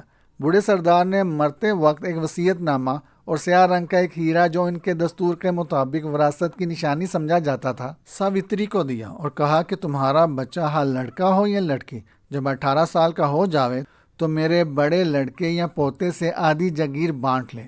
اس کے بعد اس نے اپنے پرانے جانسار کے ساتھ ساوتری کو بھگا دیا تاکہ وہ اسے کسی حفاظت کی جگہ پہنچا دے۔ بوڑھے سردار کی موت کی خبر سن کر جب وارث اس کے گھر پہنچے تو انہیں معلوم ہوا کہ ساوتری غائب ہے اور سیاہ ہیروں کی جوڑی میں سے ایک ہیرا بھی غائب ہے۔ انہوں نے اس کی تلاش میں کوئی دقیقہ فرض گزاشت نہ کیا، لیکن بوڑھے خادم نے بھی اس کی حفاظت میں جان لڑا دی۔ وہ پے در پے سفر کرتا ہوا اس شہر میں پہنچ گیا جہاں ہم لوگ میلہ دیکھنے گئے تھے، اور وہیں بیچارہ مر گیا۔ ساوتری در در کی ٹھوکریں کھاتی کسی طرح اس بیراگن کی کٹیا تک پہنچ گئی۔ بیراگن نے رحم کر کے اسے اپنے پاس رکھ لیا اور وہیں موہن پیدا ہوا۔ جب یہ 6 مہینے کا تھا تو بیمار ہو گیا۔ ساوتری اسے لے کر گاؤں میں کسی سیانی عورت کو دکھانے جا رہی تھی۔ ادھر پریم سودا سلف خرید کر واپس آ رہا تھا۔ راستے میں بہن بھائی کا میل ہو گیا۔ پریم نے مجھ سے ذکر کیا تو میں نے اسے صلاح دی کہ ساوتری کو یہیں لے آنا چاہیے۔ چنانچہ اس رات کو جب میں اور پریم آدھی رات کے وقت مندر میں آئے تھے، وہ اس ہیرے اور وصیت نامہ ہی کو محفوظ جگہ پر رکھنے کے لیے آئے تھے۔ اس کے بعد پتا جی نے مندر میں کسی جگہ پر کوئی کمانی دبائی جس سے ایک خفیہ خانہ ظاہر ہوا۔ اس میں ایک وصیت نامہ اور ایک سیاہ رنگ کا ہیرا جو انسانی دل کی شکل میں تراشا ہوا تھا محفوظ تھا۔ انہوں نے مجھے اس خفیہ خانے کو کھولنے اور بند کرنے کی ترکیب بھی بتائی جو اب تو مجھے یاد نہیں رہی، لیکن اگر اس مندر میں کسی طرح چلی جاؤں تو فوراً یاد آ جائے گی۔ پھر پتا جی نے مجھے وصیت کی کہ میرے بعد اس ہیرے اور وصیت نامہ کی حفاظت تمہیں ہی کرنی ہے۔ موہن کو اپنے بیٹے کی طرح رکھنا ہوگا، اور جب وہ 18 سال کا ہو جائے تو اسے اس وصیت نامہ کے بمواجب اس کے باپ کی آدھی جائیداد بھی دلانی ہوگی۔ میں نے پتا جی کو کوئی جواب نہ دیا۔ وہ مجھ سے اس ذمہ داری کا اقرار لینا چاہتے تھے، مگر جوش گریہ سے میری زبان بند ہو چکی تھی۔ آخر پتا جی نے مجھے اس وقت کچھ زیادہ کہنا مناسب نہ سمجھا اور مجھے صبر کی ہدایت کرتے ہوئے واپس گئے۔ اس رات ان باتوں سے میرے دل پر ایسی چوٹ لگی کہ بیان سے باہر ہے۔ مجھے رہ رہ کر خیال آتا تھا کہ مجھے موہن کی خاطر زندہ رہنا ہوگا۔ پتا جی مجھے ایسا کیوں کہتے ہیں؟ موہن کو مجھ سے ایسی اہم خدمات حاصل کرنے کا کیا حق ہے؟ یہ لڑکا میرے لیے کتنا منحوس ثابت ہوا ہے۔ کیا یہ کم ہے کہ میرے جگر کا ٹکڑا مدن اس پر قربان کر دیا؟ کیا میرے بچے کو موہن سمجھ کر اس کا خون بہایا گیا؟ میں مدن کے بغیر 18 سال تک کیسے زندہ رہوں گی؟ ہائے، میں اپنے مدن کو کہاں ڈھونڈنے جاؤں؟ یہ خیال ایسا جگر پاش تھا کہ میں نے اپنے کپڑے پھاڑ ڈالے اور بالوں کی لٹیں نوچ کر پھینک دی اور مجنونانہ کوٹھڑی سے باہر نکل آئے۔ پورنماشی کا چاند اپنی پوری تابانیوں سے چمک رہا تھا۔ میں نے حسرت سے اس کی طرف دیکھا تو مدن اس میں کھڑا مسکرا رہا تھا۔ میں نے بازو پھیلائے اور اس کو بلانے لگی، مگر وہ بہت دور تھا۔ میں اس کو گود میں نہ لے سکی۔ میں نے ناشپاتی کے درخت کے ساتھ زور زور سے سر پٹکنا شروع کیا، لیکن مدن وہیں کھڑا مسکراتا رہا۔ اچانک پیچھے سے کسی کے رونے کی آواز آئی۔ یہ تو مدن رو رہا ہے۔ میں نے کان اس کے رونے پر لگا دیے۔ نہیں، وہ روتا نہ تھا، بلکہ وہ مجھے پکار رہا تھا۔ آواز جھیل کی طرف سے آتی تھی۔ میں دوڑ کر جھیل کے کنارے گئی۔ دیکھا تو مدن جھیل کے وسط میں کنول کے پھولوں پر کھڑا مجھے پکار رہا تھا۔ میں آتی ہوں کہتے ہوئے میں جھیل میں اتر گئی۔ جوں میں آگے بڑھتی گئی، مدن دور ہوتا جاتا۔ یک لخت مجھے ایسا محسوس ہوا جیسے میں کسی صندوق میں بند ہو گئی ہوں۔ میرا دم گھٹ رہا ہے۔ میں نے بہتیرے ہاتھ پاؤں مارے مگر لا حاصل۔ آخر میں بے ہوش ہو گئی۔ کچھ دیر بعد سخت تپش سے میری آنکھ کھل گئی تو میں ایک ایسی پرخول وادی میں کھڑی تھی جس کی فضا نہایت گنونی اور غم آلود تھی۔ اس وادی پر مہن کی زمین دلدلی اور گرم تھی۔ رال اور گندک کی بو سے دماغ پھٹا جا رہا تھا۔ تمام وادی پر بجائے آسمان کے گہرے سرخ، سیاہ، زرد اور اودے رنگ کے باریک تاروں کا گنا جال تنا ہوا تھا، اور انہی 4 رنگوں کی سخت گرم اور آنکھوں کو اندھا کر دینے والی ناگوار شعائیں اس منحوس وادی پر محیط تھی۔ ہر طرف خوف و ہراس طاری تھا۔ ذرے ذرے پر حیت اور نحوست چھا رہی تھی۔ زمین ہزارہ قسم کے کریہ المنظر حشرات الارض تیزی سے رینگتے ہوئے جا رہے تھے۔ بے شمار خوفناک صورت انسان بے تحاشا دوڑتے ایک دوسرے کو دھکیلتے اور ٹکراتے کسی طرف کو جا رہے تھے۔ کہیں ایک نے مجھ سے بھی ٹکریں کھائیں، مگر وہ مجھ سے مس نہ ہوئے۔ ہر سمت ایک بھیانک اور لرزہ خیز آواز گونج رہی تھی، جو کئی انجنوں کی گڑ گڑاہٹ بادلوں کی گرج سے بھی زیادہ تھی۔ ایسے لگتا تھا کسی ماتمی راگ اور انسانی چیخوں سے ملتی جلتی آواز ہے۔ میں نے خوف زدہ نگاہوں سے چاروں طرف دیکھا، مگر سوائے چند ایک درختوں کے دھندلے سے نشانات کے جو کئی کوس دور معلوم ہوتے تھے، کوئی جائے پناہ دکھائی نہ دی۔ میں سمجھ گئی یہ سب جاندار اسی سائے کی طرف پناہ لینے جا رہے ہیں۔ میرے پاؤں جل رہے تھے اور مجھے سخت پیاس لگ رہی تھی۔ میں نے بھی اسی سمت دوڑنا شروع کیا۔ راستہ بہت تکلیف دہ تھا۔ جا بجا چھوٹی چھوٹی گھنی جھاڑیاں تھیں جن میں گول گول پھل لگا تھا۔ یہ پھل چاروں طرف سے انگشت بر لمبے کانٹوں سے پر تھا، جو ایسے زہریلے تھے کہ جس شخص کو چبھتے وہ ماہی بے آب کی طرح تڑپنے لگتا۔ بعض جگہ تیراؤ تار غار اور گڑھے تھے جن سے ایسا سیاہ اور کڑوا دھواں نکلتا تھا کہ سر چکرانے لگتا تھا۔ جو شخص ان میں گر پڑتا پھر نکل نہ سکتا تھا۔ کئی آدمی میرے دیکھتے دیکھتے ان غاروں میں غائب ہو گئے۔ اکثر مقامات پر گرم کھولتے ہوئے پانی کے چشمے تھے۔ یہ پانی پیپ اور خون کے رنگ کا نہایت بد مزہ اور متعفن تھا۔ گو میں بھی اندھا دھند دوڑ رہی تھی، مگر کسی گڑھے یا غار میں گرنے سے محفوظ رہی۔ یہ خواب ہے یا عالم بیداری؟ میں نے کہا۔ کیا خواب اتنا طویل ہو سکتا ہے؟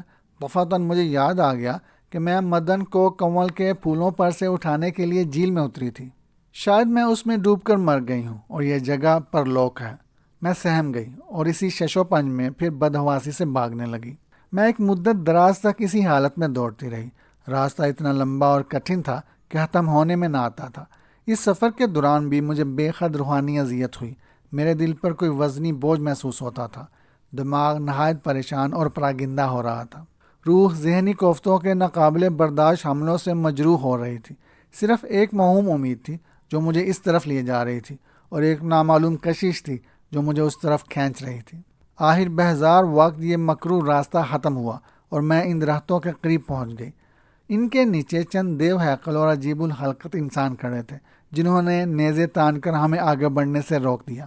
انتہائی کرب سے ہم لوگ گر گئے اور ایڑیاں رگڑ کر سسکنے لگے۔ اے خدا، ہم پر اتنا ظلم نہ کر، سب نے ایک زبان ہو کر کہا۔ یہ نعرہ بلند ہوتے ہی وہ گرج یک لخت بند ہو گئی۔ ایک دیو ہیکل آدمی جو ان میں افسر معلوم ہوتا تھا کہنے لگا، خدا ظالم نہیں بلکہ تم خود ظالم ہو، دیکھو اس کے بندے کتنے سکھی ہیں۔ اس نے ہاتھ سے اوپر کی طرف اشارہ کیا۔ یکا یک سفید براق سی روشنی ہم لوگوں پر پڑنے لگی، جس کی ٹھنڈک سے ہماری تکالیف فوراً رفع ہو گئی اور ہم شوق اور وارفتگی سے اوپر دیکھنے لگے۔ رنگین تاروں کے جال میں شگاف ہو گیا اور یہ تسکین، وہ روشنی اس میں سے آ رہی تھی۔ اس شگاف میں ایک ایسی خوبصورت اور وسیع وادی تھی کہ مندر والی وادی اس کے پاسنگ بھی نہ تھی۔ اس میں ہمیں نہایت دل فریب گل پوش اور ثمر و اشجار تھے۔ اس دلکش وادی کے ذرے ذرے سے روح کو مسرت دینے والی خوشبودار ہوا کی لپٹیں آ رہی تھیں۔ جا بجا سیمگو پانی کے چشمے جاری تھے، جن کے کنارے نہایت خوبصورتی سے رنگین اور قیمتی پتھروں سے بنائے گئے تھے۔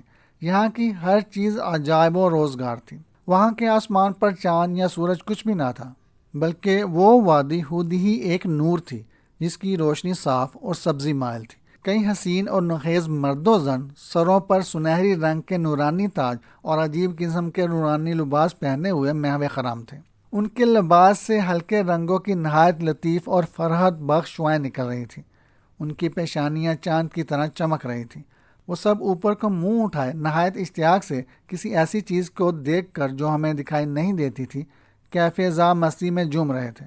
ہم سب ان کو دیکھ کر حسرت سے یہ خوش نصیب کون لوگ ہیں اور کس چیز کو دیکھ کر اس قدر خوش ہو رہے ہیں۔ دیو ہیکل آدمی نے کہا، یہ صرف ایک خدا کے پجاری ہیں اور خدائے واحد کا جمال دیکھ کر خوش ہو رہے ہیں۔ ہم سب نے پوچھا، ہم بھی تو اسی کی پوجا کرتے تھے؟ دیو ہیکل آدمی نے کہا، نہیں، تم نے کبھی ایک خدا سمجھ کر اس کی پوجا نہیں کی، بلکہ پتھروں، جانوروں اور چاند، سورج، ستاروں کو اس کا شریک بنایا۔ ہم سب نے مل کر کہا، مگر اس کے علاوہ تو ہم نے کوئی ایسا جرم نہیں کیا کہ جس کے عوض ہمیں اس ذلت کدے میں لا کر ایسا دردناک عذاب دیا گیا ہے۔ دیو ہیکل آدمی نے کہا، اس رحم کرنے والے سچے خدا نے تمہیں کوئی زیادہ عذاب نہیں دیا اور دیگر مجرموں سے الگ رکھا ہے۔ مجرموں کی جگہ بہت بری اور تباہی خیز ہے، اس سے پناہ مانگو۔ ہم سب نے پوچھا، پھر ہم لوگ کس جگہ ہیں؟ دیو ہیکل آدمی نے کہا، جہاں بے ضرر مشرک رکھے جاتے ہیں، ان کو موقع دیا جاتا ہے کہ اس وادی کو عبور کر کے دنیا میں جائیں اور وہاں خدائے واحد کی پرستش کر کے اپنے آپ کو اس خوبصورت وادی میں داخل ہونے کے قابل بنائیں، جہاں روح کو مکتی حاصل ہوتی ہے اور نور سے نور ہمکنار ہوتا ہے۔ جو بد نصیب اس موقع سے فائدہ نہیں اٹھائیں گے، وہ دوبارہ شرک و کفر کی زندگی بسر کریں گے۔ وہ پھر اسی جگہ لائے جائیں گے اور اکثر شرک و کفر کے ساتھ اور گناہ بھی کریں گے، تو ان کا ٹھکانہ بہت برا ہوگا۔ اس کے بعد شگاف بند ہو گیا، وہ مکروہ شعائیں بدستور قائم ہو گئیں اور خوفناک آواز پھر شروع ہو گئی۔ ہم لوگ تڑپنے لگے۔ اس دیو ہیکل سردار نے مقفل دروازہ جو درختوں کی اوٹ میں تھا کھول دیا اور ہم لوگوں کو اشارے سے ادھر بلایا۔ ہم نے جلدی سے اس کے حکم کی تعمیل کی۔ اندر سے ٹھنڈی ہوا آ رہی تھی۔ لوگ دڑا دڑ اندر داخل ہونے لگے۔ اندر مکمل تاریکی تھی، مگر چونکہ ٹھنڈک کافی تھی، میں نے بے دڑک قدم رکھ دیا۔ یکا یک مجھے معلوم ہوا کہ میں کسی کنویں میں گر گئی ہوں۔ اس کے بعد مجھے کچھ ہوش نہ رہا۔ اس بے ہوشی کے دوران میں مجھے نہایت خوشگوار خواب دکھائی دیتے رہے۔ میں نے کئی بار دیکھا کہ ایک بوڑھی عورت جس کے ہاتھ ریشم سے زیادہ ملائم اور آنکھیں مہر و محبت کا سر چشمہ تھی، مجھے نہایت محبت سے میٹھے راگ سنا کر لوریاں دے رہی ہے۔ رفتہ رفتہ میں ہوش سنبھالنے لگی۔ اب مجھے معلوم ہوا کہ میں پھر اس دنیا میں، جہاں کہیں وہ مندر والی وادی بھی موجود ہے، واپس آ گئی ہوں۔ وہ بوڑھی عورت میری نانی اماں تھی۔ میری ماں مجھے جنم دیتے ہی چل بسی تھی، اس لیے نانی اماں میری پرورش کر رہی تھی۔ جب میں 4 سال کی ہوئی تو ان کی زبانی مجھے معلوم ہوا کہ میرا باپ گنٹھیا کی بیماری میں مبتلا ہے، لیکن میں نے باپ کو کبھی نہ دیکھا تھا کیونکہ وہ دوسرے شہر میں رہتا تھا۔ ہاں، اس کے خطوط اکثر آتے رہتے تھے۔ جب میری عمر 5 سال کی ہوئی تو نانی اماں مجھے ایک پاٹھ شالہ میں لے گئیں، جہاں بہت سے لڑکے لڑکیاں مذہبی تعلیم حاصل کرتی تھیں۔ جب میں وہاں پہنچی تو اس وقت عیادت کی گھنٹی تھی، خوشبودار دھوپ جل رہی تھی، گھنٹیاں بج رہی تھیں۔ پتھر اور کانسی کی مورتیوں کے سامنے سب بچے ماتھا ٹیک رہے تھے۔ ان کی یہ حرکت دیکھتے ہی میں نے آنکھیں بند کر لی اور پرلوک کا حال بیان کر کے انہیں اس سے روکا۔ اس دیو ہیکل آدمی کا ذکر سنایا اور وادی نور کا حوالہ دے کر انہیں اس حرکت سے روکنا چاہا، مگر ان پر کچھ اثر نہ ہوا، بلکہ انہوں نے الٹا مجھے کو پاگل قرار دیا۔ لیکن اس واویلے کا اتنا اثر ضرور ہوا کہ پھر مجھے کبھی وہاں جانے کی زحمت نہ اٹھانا پڑی۔ میری ان باتوں سے لوگ ڈرنے لگے، کیونکہ ان کے خیال میں مجھ پر بھوت پریت کا سایہ تھا۔ آخر جب میں 7 سال کی تھی تو میری نانی اماں فوت ہو گئی۔ اب مجھے اپنے باپ کے پاس آنا ضروری تھا۔ میں ایک ملازم کے ہمراہ ان کے گھر لائے گئی۔ مجھے ان کو دیکھنے کا بہت شوق تھا، لیکن جب میں نے انہیں دیکھا تو میرے پاؤں تلے سے زمین نکل گئی، کیونکہ میں نے ان کو پہچان لیا۔ وہ وہی شخص ہے جنہوں نے میلے کے موقع پر مجھ سے ساوتری کا پتہ دریافت کیا تھا۔ یہ قصہ ختم کر چکنے کے بعد اس نے اس کے متعلق میرے خیالات کا پتہ لگانا چاہا، مگر میرا دماغ اس عجیب و غریب قصے سے مختل ہو رہا تھا، اس لیے میں اس کے متعلق کوئی رائے قائم نہ کر سکا۔ شانتی مجھے اپنی کوٹھی کا پتہ دے کر چلی گئی۔ جب میں گھر پہنچا تو دیر ہو چکی تھی، لیکن میری بہن زبیدہ ابھی تک بیٹھی میرا انتظار کر رہی تھی۔ مجھے دیکھتے ہی کہنے لگی، بھائی آج تو آپ نے حد ہی کر دی، اتنی دیر کہاں رہے؟ میں نے جواب دیا، زبیدہ کچھ نہ پوچھو، آج میں نے ایک عجیب قصہ سنا ہے۔ اور اس کو شانتی والا قصہ سنانا شروع کیا۔ وہ خاموشی سے سنتی رہی، مگر جب ساوتری اور ہیرے کا ذکر آیا تو وہ چکنی ہو گئی۔ جب میں یہ قصہ ختم کر چکا تو دریافت کیا کہ اس کے متعلق تمہارا کیا خیال ہے؟ وہ کہنے لگی، شانتی کا قصہ بالکل سچا ہے، میں اس کی سچائی کا ثبوت بھی دے سکتی ہوں۔ میں نے کہا، وہ کیسے؟ زبیدہ نے کہا، جب ہم لوگ لدھیانہ میں تبدیل ہو کر گئے تھے تو آپ کو یاد ہوگا کہ ہسپتال کے سامنے ایک بوڑھی جاگیردار عورت کی کوٹھی تھی۔ میں نے کہا، ہاں وہ رادھا ماتا، جس کو ہفتان کی بیماری تھی، جس کا میں اکثر علاج کیا کرتا تھا، جو تمہاری منہ بولی ماں تھی اور جس کے تو تمہیں آتے رہتے ہیں۔ زبیدہ نے کہا، ہاں وہی۔ آپ کو معلوم ہے کہ مجھے اس سے کتنی محبت تھی، میں اکثر اس سے ملنے جایا کرتی تھی۔ ایک دفعہ جب میں اس کے ہاں گئی تو وہ اپنے کمرے میں نہایت مغموم بیٹھی رو رہی تھی۔ میں نے پوچھا، ماتا جی کیا معاملہ ہے، آپ کیوں رو رہی ہیں؟ مگر وہ آہے سرد بھر کر خاموش رہی۔ میں نے دوبارہ اصرار سے پوچھا تو کچھ دیر بعد وہ آہ سرد بھر کر کہنے لگی، کاش مجھے موقع ملتا کہ میں اپنے باپ کی روح کو مکتی دلانے کا باعث ہوتی۔ میں نے کہا، ماتا جی وہ ایسا کون سا گناہ آپ کے باپ سے سرزد ہوا ہے جس کی تلافی آپ ناممکن سمجھتی ہیں؟ ماتا جی نے کہا، زبیدہ یہ بڑی اندوناک کہانی ہے، صدیاں گزر گئی ہیں۔ یہ جاگیر جس کی مالک اب میں ہوں اور ایک سیاہ رنگ کے ہیرے کی جوڑی ایک راجا نے میرے آباء و اجداد میں سے کسی کو انعام دی تھی۔ تب سے ہمارے خاندان میں یہ دستور چلا آتا ہے کہ جس کی اولاد کو باپ مرتے وقت وہ ہیروں کی جوڑی دیتا ہے وہی اس جاگیر کا مالک ہوتا ہے۔ چنانچہ میرے دادا کے بعد میرا باپ ان چیزوں کا وارث ہوتا، مگر قسمت کا لکھا کون مٹا سکتا ہے؟ میرے دادا کو بڑھاپے میں ایک برہمن لڑکی سے عشق ہو گیا۔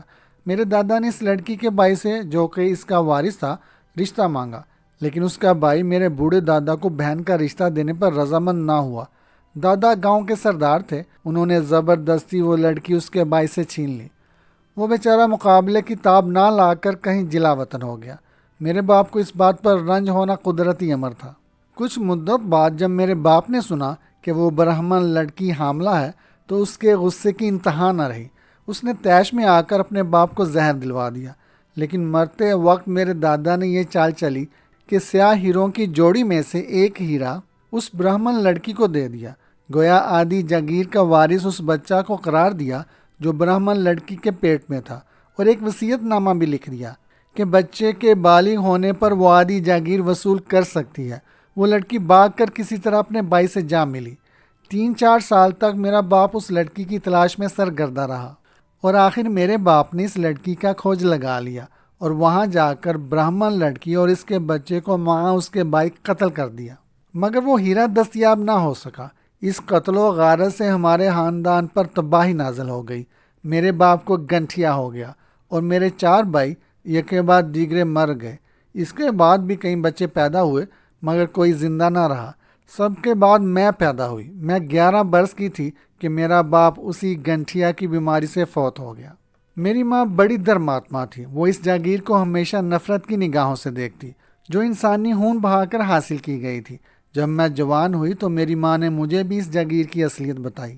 اس دن سے یہ جاگیر میرے لیے اجیرن ہو گئی ہے۔ اب میں ہمیشہ خواب میں اپنے باپ کو دکھ درد میں مبتلا دیکھتی ہوں اور اسی وجہ سے بیمار ہوں۔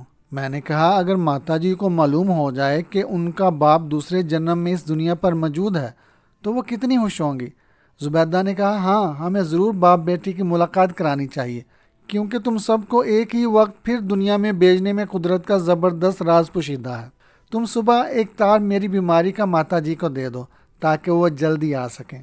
صبح کے وقت لدھیانہ تار دیا گیا، چنانچہ دوسرے دن ماتا جی تشریف لے آئیں اور زبیدہ کو صحیح و سالم دیکھ کر تار دینے کی وجہ پوچھنے لگی۔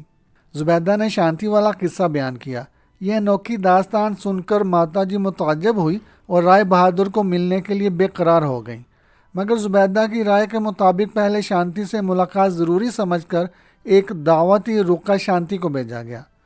4 بجے کے قریب ہمارے مکان کے آگے ایک خوبصورت کار آ کر رکی اور ملکہ حسن شانتی انال برق کہتی ہوئی نکل کر بلا خانے پر آئی۔ ہم لوگ اس کے استقبال کو کھڑے تھے۔ جوں ہی شانتی کی نظر ماتا جی پر پڑی، اس کا رنگ زرد ہو گیا اور وہ فوراً ساوتری ساوتری کہتی ہوئی ماتا جی کے سامنے ہاتھ جوڑ کر 2 زانوں بیٹھ گئی۔ اس نئے گل کھلنے پر ہم لوگ بہت حیرت زدہ ہوئے، اور جب میرے والا قصہ اور ماتا جی کی شخصیت اس کے سامنے بیان کی گئی تو وہ کہنے لگی، خدا کی شان، ساوتری نے اپنے قاتل کے گھر جنم لیا۔ جب میں نے ان کو دیکھا تھا تو یہ نوجوان تھی، اور اب اگرچہ میں ان کو ضعیفی کی حالت میں دیکھ رہی ہوں مگر ان کی شکل بالکل نہیں بگڑنے پائی۔ میں ان کو لاکھوں آدمیوں میں پہچان سکتی ہوں۔ یہ وہی ساوتری ہیں۔ ہمارے اس طرح دوبارہ ملاپ میں قدرت کا کوئی اہم مقصد ہے جو ان قریب ہم پر ظاہر ہو جائے گا۔ شام کا جٹپٹا تھا، تاریکی ہر طرف اپنا تسلط جما رہی تھی۔ جب میں اور ماتا جی شانتی کے ساتھ میوں ہسپتال کے کمرہ نمبر 17 میں داخل ہوئے تو دیکھا کہ رائے بہادر پلنگ پر لیٹے رو رہے ہیں اور ایک یورپین نرس ان کے پاس بیٹھی انہیں تسلیاں دے رہی ہے۔ اس کی زبانی معلوم ہوا کہ آج وہ تمام دن معمول سے زیادہ اداس رہے اور گریہ زاری کرتے رہے۔ وہ مجھ سے بہت خوش حلقی کے ساتھ ملے۔ ماتا جی ہمارے پیچھے کھڑی تھی۔ شانتی ان کا ہاتھ پکڑ کر انہیں رائے بہادر کے پاس لے گئی۔ رائے بہادر کو دیکھ کر ماتا جی کی چیخیں نکل گئی اور پتا جی کہتی ہوئی ان کے قدموں پر جھک گئیں۔ رائے بہادر تعجب سے اس کی حرکتوں کو دیکھنے لگے، لیکن میں نے سارا معاملہ انہیں سمجھا دیا اور شانتی کی مجذوبانہ باتوں کی تائید کی۔ اس طویل بیماری اور شانتی کی عجیب و غریب باتوں نے رائے بہادر کے دماغ میں یہ خیال قائم کر دیا تھا کہ ان کی موجودہ زندگی کا دکھ ضرور ان کے کرموں کا پھل ہے، اور پچھلے جنم کی اصلیت کا انہیں یقین ہو چکا تھا۔ ہم لوگوں نے ماتا جی کو بمشکل رائے بہادر کے قدموں پر سے ہٹا کر ان کے قریب ایک کرسی پر بٹھا دیا۔ وہ کہنے لگے، رادھا، گو پچھلے جنم کی کوئی بات مجھے یاد نہیں، مگر پھر بھی تمہاری شکل و صورت شناسا معلوم ہوتی ہے۔ ماتا جی نے کہا، مگر پتا جی، میں نے تو آپ کو پہچان لیا ہے، کیونکہ جس وقت آپ فوت ہوئے تھے تو میں 11 برس کی تھی۔ ماتا جی اس رات وہیں ہسپتال میں رہیں، مگر میں واپس چلا آیا۔ دوسرے دن ہم لوگ رائے بہادر کو ہسپتال سے لے آئے اور ماتا جی کے اصرار سے ہم سب انہیں لے کر لدھیانہ چلے گئے۔ میں 3 مہینے تک زبیدہ کے ساتھ لدھیانہ میں رہا۔ جب میری رخصت ہوئی تو ماتا جی کہنے لگیں کہ استعفیٰ دے کر جاگیر کو سنبھالو، مگر میں نے منظور نہ کیا کیونکہ زبیدہ ترک ملازمت کے خلاف تھی۔ میں اپنی ملازمت پر سندھ چلا آیا، لیکن ساتھ ساتھ کوشش میں رہا کہ کسی اور جگہ تبدیل ہو جاؤں۔ آخر میری مراد بر آئی اور اپریل کے شروع میں میرا تبادلہ ڈلہوزی ہو گیا۔ ڈلہوزی خوبصورتی میں شملہ کی ہم پلہ ہے۔ سانے قدرت نے اس میں رنگینیاں کوٹ کوٹ کر بھری ہیں۔ جا بجا سیر گاہیں اور چشمے اس کو رشک جنت بنا رہے ہیں۔ جدھر دیکھو خدا کی قدرت یاد آتی ہے۔ یہاں آ کر ہم لوگ بہت مسرور ہوئے۔ ہر اتوار کو جب ہم گرد و نواح میں پکنک کرنے جاتے تو اکثر اس موقع پر زبیدہ شانتی کو یاد کیا کرتی، کیونکہ اس کو شانتی سے دلی محبت ہو گئی تھی۔ ڈلہوزی سے 20 میل کے فاصلے پر ریاست چمنبا کا خوبصورت پایا تخت واقع تھا۔ یہ شاندار شہر نہایت دل فریب جگہ آباد ہے۔ اس کے نیچے گہرائی میں ایک طرف دریائے راوی اپنی پوری شان و شوکت سے بہہ رہا ہے اور دوسری طرف دریائے ساہو شور و غل مچاتا، پتھروں میں سر دنستا اور جاگ اگلتا تیز رفتاری سے گزرتا ہے۔ ان دونوں دریاؤں کا مقام اتصال بالکل چمنبا شہر کے پہلو میں واقع ہے۔ اس شہر میں ہر سال ساون کے مہینے ایک بڑا باری میلہ لگتا ہے، جس میں دریائے راوی کو سانڈ کی قربانی دی جاتی ہے۔ زبیدہ ان پہاڑی عورتوں سے جو کوئلے بیچنے آیا کرتی تھی چمنبا کی خوبصورتی کی تعریفیں سنتی۔ کئی دفعہ اس نے مجھ سے چمنبا دیکھنے کی خواہش ظاہر کی، مگر میں اس کو ٹالتا رہا۔ اسی اثناء میں زبیدہ نے ماتا جی کو خط لکھا جس میں ان لوگوں کو ڈلہوزی آنے کی دعوت دی گئی۔ ماتا جی خود تو رائے بہادر کی تیمارداری کی وجہ سے نہ آ سکی، لیکن شانتی کو انہوں نے ہمارے پاس بھیج دیا۔ شانتی کے آنے سے گھر میں چہل پہل ہو گئی۔ شانتی نے ڈلہوزی کو بہت پسند کیا۔ ایک دن باتوں ہی باتوں میں زبیدہ نے کہا، شانتی بہن، ان پہاڑوں کی سیر سے تو جی بھر گیا ہے، اب کسی دن چمنبا چلنا چاہیے۔ اگلے مہینے وہاں ایک میلہ لگے گا جس میں سانڈ کی قربانی ہوگی۔ شانتی چمنبا کا نام سن کر یکدم چونک اٹھی۔ حیرت سے اس نے کئی دفعہ یہی الفاظ دہرائے، پھر کسی گہری سوچ میں پڑ گئی۔ کچھ دیر بعد اس نے سر اٹھایا تو اس کی آنکھیں خوشی سے چمک رہی تھیں۔ شانتی ذرا بےتاب ہو کر کہنے لگی، مسٹر لطیف، خدا کے لیے مجھے جلد ہی چمنبا لے چلو، کیونکہ جہاں تک میرا خیال ہے وہ شہر چمنبا ہی تھا جس میں پچھلے جنم میں میلہ دیکھنے آئی تھی۔ اگر میں وہاں پہنچ جاؤں تو پھر میرے لیے اس حسین وادی تک پہنچنا نہایت آسان ہے۔ میں نے 15 دن کی رخصت لی اور ہم لوگ چمنبا کی مہم پر روانہ ہوئے۔ راستے کی شاندار سینریاں اور قدرت کے دلچسپ کرشمے دیکھتے ہوئے شام کے وقت چمنبا شہر میں داخل ہوئے۔ شہر کا دروازہ اور چوگان کا میدان دیکھتے ہی شانتی ہاں یہ وہی ہے، ہاں یہ وہی ہے کہتی ہوئی بے تحاشا ادھر ادھر دوڑنے لگی۔ ہم لوگ بھی اس کے راستے چلتے رہے۔ اس نے ہمیں وہ مندر دکھایا جس میں وہ کسی زمانے میں آ کر ٹھہری تھی۔ پھر اس نے دریائے ساہو کے کنارے ہمیں وہ جگہ دکھائی جس جگہ اس نے قاتل کو ساوتری کا پتہ دیا تھا۔ وہ اسی طرح ماری ماری پھرتی رہی اور کافی اندھیرا ہو جانے پر بڑی دقتوں سے ہم لوگ اس کو ڈاک بنگلے پر لائے۔ دوسرے دن صبح سویرے ہی شانتی اس وادی کے سفر پر مصر تھی، مگر ہم لوگوں نے اسے سمجھا بجھا کر مجبور کر لیا کہ ماتا جی کے بغیر ہمیں اس وادی کا عزم نہ کرنا چاہیے۔ ہمیں چاہیے کہ پہلے انہیں اطلاع دیں اور ان کا جواب آنے پر مناسب کارروائی کریں۔ چنانچہ میں نے ماتا جی کو خط لکھا کہ جس وادی کا شانتی حوالہ دیتی تھی اس کا پتہ چل گیا ہے اور آپ جلد ہی چمنبا شہر کے ڈاک بنگلہ میں ہمیں خود آ کر ملیں یا ہمیں وہاں جانے کی اجازت دیں۔ خط کو لکھے 4 دن گزر گئے۔ یہ دن شانتی کے لیے روزے محشر سے کم نہ تھے۔ وہ گھڑیاں گن گن کر وقت گزار رہی تھی۔ اسے کھانے پینے کا ہوش تک نہ تھا۔ وہ سچ مچ دیوانی ہو رہی تھی۔ کبھی خود بہت ہنسنے لگتی اور کبھی رو رو کر باتیں کرتی۔ ہم لوگ اس کی بے قراری سے متوحش ہو رہے تھے۔ آخر خدا خدا کر کے چوتھے دن شام کے وقت ماتا جی ماں نوکروں چاکروں کے چمنبا پہنچ گئیں۔ ہم لوگ جلدی سے ان کے استقبال کو بلائی منزل سے اترے۔ اس عرصہ میں ماتا جی ڈانڈی سے اتر چکی تھی۔ جب ہم قریب آئے تو یہ دیکھ کر ہمارے تعجب کی انتہا نہ رہی کہ دوسری ڈانڈی میں رائے بہادر بھی شالوں میں لپٹے لیٹے ہیں۔ ڈانڈی اسی طرح زینے کے راستے ڈاک بنگلہ کی بلائی منزل پر لائی گئی اور رائے بہادر کو پلنگ پر لٹایا گیا۔ وہ اتنے لمبے سفر سے پس مردہ تو ضرور ہو رہے تھے، مگر انہیں کوئی خاص تکلیف نہ ہوئی۔ اس کے بعد ڈانڈی والوں اور ملازموں کی رہائش کا بھی مناسب انتظام کیا گیا۔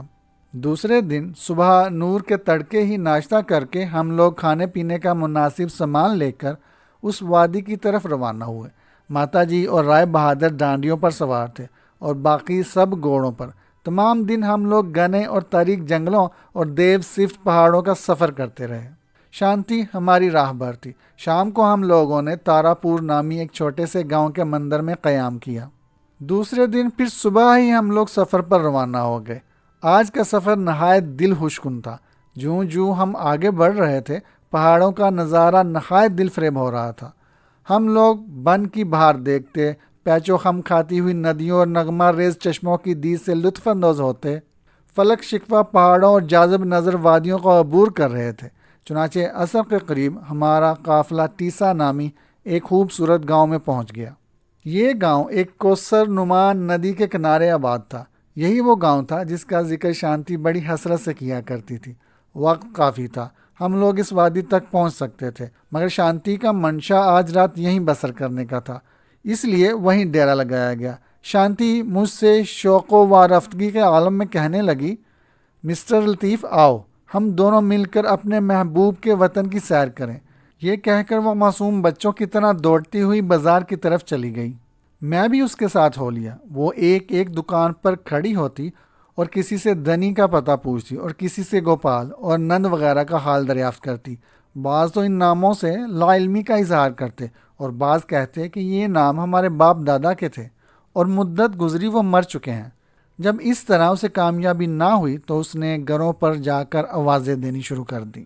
کئی گھروں سے عورتیں باہر نکل آتی جن کو وہ کہتی کہ فلاں نام کی عورت کو باہر بھیجو۔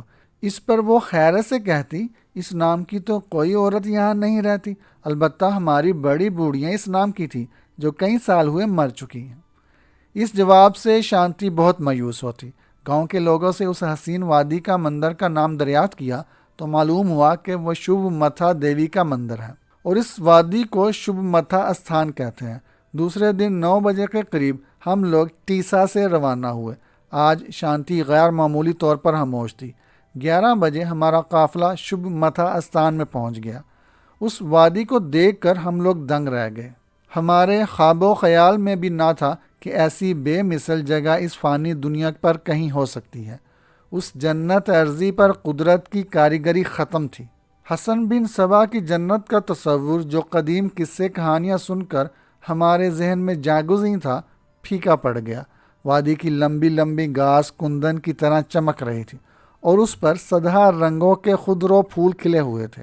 ان پھولوں کی پتیاں ایسی روغنی اور چکنی تھیں کہ ہر پھول بالکل مخمل کا معلوم ہوتا تھا۔ ان پھولوں کے رنگ اس قدر عجیب و غریب تھے کہ کوتاہ نظر انسان ابھی تک ان رنگوں کے نام بھی تجویز نہ کر سکا تھا۔ ایک ایک پودے میں کئی کئی رنگوں کے پھول لگے تھے۔ ان فلک بوس پہاڑوں میں گری ہوئی وادی کو دیکھ کر یہ معلوم ہوتا تھا کہ بڑے بڑے عفریت کوہ قاف کی کسی حسین پری کو آغوش میں محبت میں لیے بیٹھے ہیں۔ ایک طرف سبز پوش بلند پہاڑ کے دامن میں ایک نیلے رنگ کی وسیع جھیل تھی جس کی ہوشنمائی کے مقابلے میں چرخ نیلی فام کا رنگ گرد تھا۔ اس کا پانی ہاتھ میں لینے پر بالکل مصفی اور برف کی طرح سفید اور ٹھنڈا تھا۔ پہاڑ پر سے سفید شفاف پانی کا درخشاں آبشار جھیل میں گر کر ایک تلاطم برپا کر رہا تھا جس کی وجہ سے کنارے کے قریب ننھی ننھی پھوہار سی پڑ رہی تھی۔ جھیل میں کہیں کہیں کنول کے بڑے بڑے اور جاذب نظر پھول کھلے تھے۔ معطر اور مصفہ ہوا سے تمام وادی طبلہ عطار بنی ہوئی تھی۔ ایک طرف چھوٹی سی ترنم ریزی جو اس جھیل سے نکل کر مندر کے پچھواڑے ڈلوان راستے پر جا رہی تھی، کوثر و تسنیم پر خندہ تھی۔ وادی کے ہر چہار جانب دیواروں کے بلند قامت درخت پہلو بہ پہلو صف بستہ کھڑے نہایت بلے معلوم ہوتے تھے۔ اس نور کے سانچے میں ڈلی ہوئی وادی کو دیکھ کر انسان بے اختیار عش عش کر اٹھتا تھا۔ سب لوگ سیر میں مصروف تھے۔ میں چپکے سے مندر کی طرف آ نکلا۔ مندر کا پجاری اپنی کوٹھڑی میں آسن جبائے کنڈی میں کوئی چیز رگڑ رہا تھا۔ وہ بہت عمر رسیدہ آدمی تھا مگر بالکل گیا گزرا بھی نہ تھا۔ اس کے سست انداز سے پتہ چلتا تھا کہ وہ بیمار ہے۔ میں نے اسے سلام کیا۔ وہ بہت خندہ پیشانی سے پیش آیا۔ میں نے پوچھا آپ کا نام کیا ہے؟ پجاری نے کہا مجھے موہن لال کہتے ہیں۔ میں نے کہا آپ سے پہلے یہاں کا پجاری کون تھا؟ پجاری نے کہا پہلے یہاں کے پجاری میرے پتا مہند تلسی رام جی تھے۔ میں نے دلی خوشی کو چھپاتے ہوئے کہا مگر تلسی رام کی ایک ہی لڑکی تھی جو جھیل میں ڈوب کر مر گئی تھی۔ پجاری حیرت زدہ ہو کر بولا آپ کو یہ کیسے معلوم ہوا؟ بے شک ان کی ایک ہی لڑکی تھی، میں ان کا متبنا ہوں۔ میرے ماموں ان کے داماد تھے جو قتل ہو گئے۔ یہ بڑی لمبی اور پرانی بات ہے، میرے ماموں بالکل آپ سے مشابہ تھے۔ موہن لال جی، میں نے پجاری سے کہا میں آپ سے کچھ کہنا چاہتا ہوں۔ فرمائیے، اس نے کہا۔ میں نے اول سے آخر تک شانتی کی تمام داستان کہہ سنائی۔ وہ کچھ بوکھلا سا گیا۔ اس کا یہ حال دیکھ کر میں نے کہا گھبرانے کی کوئی بات نہیں، ایسی باتیں دنیا میں ممکن ہیں۔ کیا آپ آواگون کو نہیں مانتے؟ دوسرا جنم؟ پجاری کی ہوش اعتقادی آڑے آ گئی۔ وہ میری سب باتوں پر ایمان لے آیا۔ میں دوڑا دوڑا باہر آیا اور شانتی کو تلاش کرنے لگا۔ وہ ندی کے قریب کسی گہری فکر میں ڈوبی ہوئی بیٹھی تھی۔ میں نے دروازے سے آواز دیتے ہوئے کہا شانتی چلو، تمہیں موہن بلا رہا ہے۔ شانتی تڑپ اٹھی۔ کیا موہن ابھی زندہ ہے؟ اس نے بے تابی سے پوچھا۔ میں اسے لے کر پجاری کے پاس آیا۔ موہن دروازے پر کھڑا تھا۔ وہ ماتا لجیاوتی دیوی کی جے ہو کہہ کر اس کے پاؤں کے قریب سجدہ میں گر گیا۔ شانتی نے روتے ہوئے اسے اٹھایا اور کہنے لگی موہن، جب میں مری تھی تو تم بہت چھوٹے تھے، کیا تمہیں یاد ہے کہ میری موت کا پتا جی پر کیا اثر ہوا؟ موہن نے شانتی کو ایک چابی دیتے ہوئے کہا، 80 سال گزر چکے ہیں، پتا جی کی موت کے بعد پھر یہ دروازہ میں نے کبھی نہیں کھولا۔ اب آپ خود اسے کھول کر دیکھیں تو ان کی حالت کا اندازہ آپ کو خود بخود ہو جائے گا۔ موہن کو رائے بہادر وغیرہ کی ملاقات کے لیے بھیج کر شانتی نے دروازہ کھولنا شروع کیا۔ بڑی مشکل سے زنگ آلود تالا کھلا۔ واقعی اندر کا سین کسی دل فگار کی زندگی کا ہو بہو نقشہ تھا۔ اندرونی دیواروں پر جا بجا رنگین قلمی تصویریں بنی ہوئی تھیں جو کسی زبردست مصور کے قلم کا نتیجہ تھیں۔ ان تصویروں میں عجیب و غریب مناظر دکھائے گئے تھے۔ کسی میں لجیا کے بچپن کا زمانہ دکھایا گیا تھا، کسی میں جوانی کا، کہیں پریم اور لجیا کی شادی اور ان کی پر محبت زندگی کا فوٹو تھا، کہیں مدن کی ہوش فیلیوں کے منظر تھے۔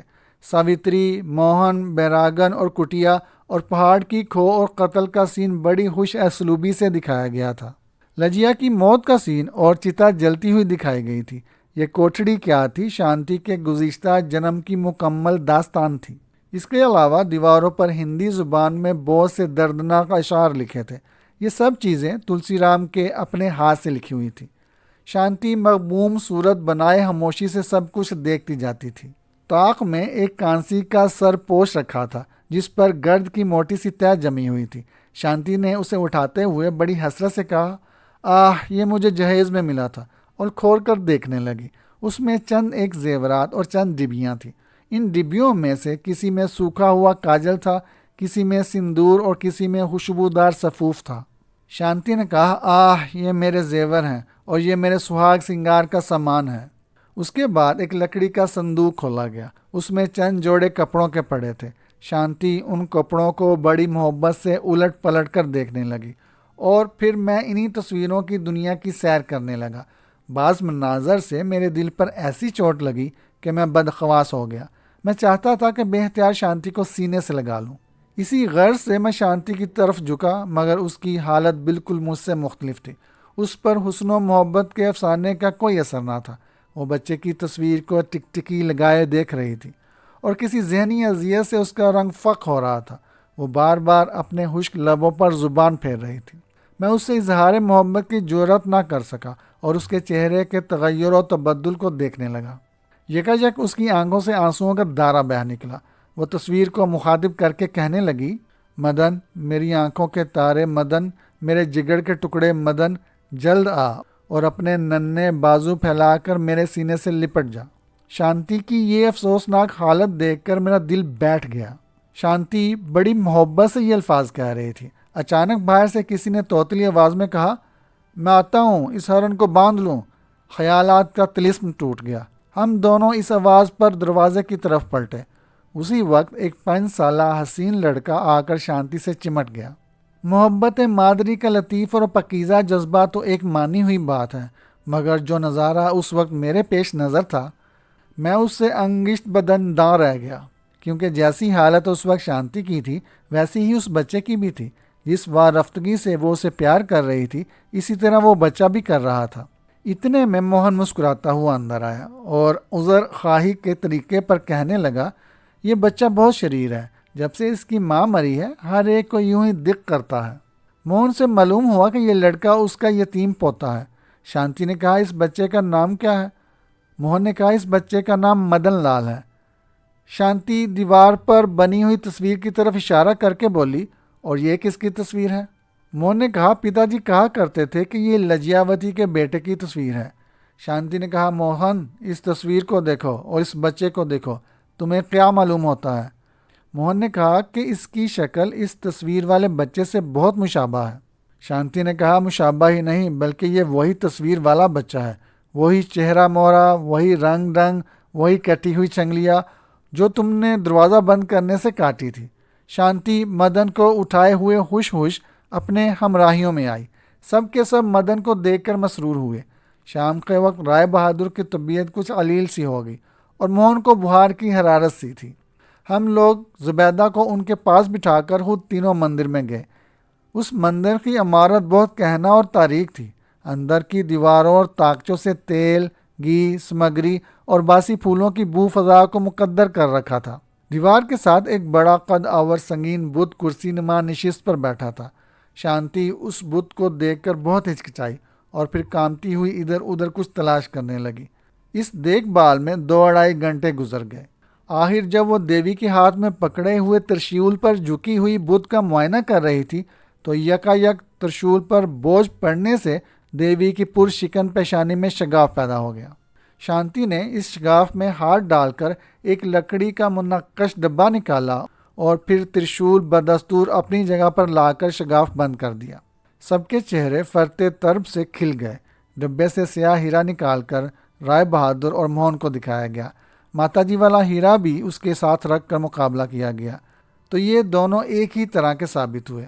اس کے بعد وصیت نامہ پڑھا گیا جو ایک موٹے اور کھردرے دیسی کاغذ پر ہندی زبان میں سردار رام پرساد کے اپنے ہاتھ کا لکھا ہوا تھا کہ میرے بعد آدھی جگیر کا مالک میرا لڑکا سردار جانکی پرساد ہوگا اور آدھی جگیر کا مالک وہ بچہ ہوگا جو ساوتری کے پیٹ میں ہے۔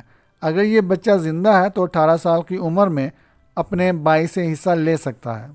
رائے بہادر ان انکشافات سے بہت متاثر ہوئے اور بہت رات گئے خدائے واحد سے اپنے گناہوں کی معافی مانگتے رہے۔ ہم سب موہن اور ننھے مدن کے سمیت ان کے ساتھ دعا میں شامل تھے۔ دوسرے روز الصبح ہم لوگ سیر کے واسطے نکل گئے۔ جب واپس آئے تو خلاف معمول رائے بہادر کو سوتے ہوئے پایا۔ ماتا جی نے ناشتہ کے لیے ان کو جگانا چاہا مگر انہوں نے جواب نہ دیا۔ ماتا جی نے جلدی سے کمبل ان کے منہ سے ہٹایا تو معلوم ہوا کہ وہ ابدی نیند سو رہے ہیں۔ ان کے زردی مائل چہرے پر نور برس رہا تھا۔ ان کی اس اچانک موت سے سب کو از حد صدمہ ہوا مگر موہن پر ان کی موت کا بہت برا اثر ہوا۔ وہ پہلے ہی 6-7 دن کے بخار اور ان پے در پے واقعہ سے خواص باختہ ہو رہا تھا۔ اس مزید صدمہ کی تاب نہ لا سکا۔ اسے بخار کے ساتھ چھاتی کا درد بھی ہو گیا۔ میں نے بہت توجہ سے علاج کیا مگر وعدہ پورا ہو چکا تھا۔ کوئی علاج کارگر نہ ہوا بلکہ درد نمونیا کی صورت اختیار کر گیا اور رائے بہادر کی موت سے 8ویں دن وہ بھی ان سے جا ملے۔ میں نے 1 ماہ کی رخصت اور لی۔ ہم سب 40 دن تک وہیں رہے۔ شانتی کا ارادہ وہیں رہنے کا تھا، اس لیے زبیدہ کو اس کے پاس چھوڑ کر میں اور ماتا جی واپس چلے آئے کیونکہ میری رخصت ختم ہو گئی تھی اور ماتا جی کو جاگیر کا ٹھیکہ وصول کرنا تھا۔ ڈلہوزی میں اب میری طبیعت بہت بے لطف رہتی تھی۔ کسی کام میں جی نہ لگتا تھا۔ میں دن رات ڈاکیے کے انتظار میں رہتا۔ جس دن شانتی کا خط ملتا اس دن تو کچھ سہارا ہو جاتا مگر دوسرے دن پھر وہی بے قراری دامنگیر ہو جاتی۔ شانتی کی تصویر میرے دل و دماغ پر حاوی ہو چکی تھی۔ میں نے ہر چند اپنے دل پر جبر کیا اور اس کا خیال دل سے محو کرنے کی کوشش کی مگر یہ میرے بس کی بات نہ تھی۔ 3 مہینے جوں توں کر کے گزارے لیکن روز بروز میری حالت ردی ہوتی گئی۔ آخر میں نے دل کے ہاتھوں مجبور ہو کر 1 سال کی رخصت لی مگر قدرت خلاف تھی۔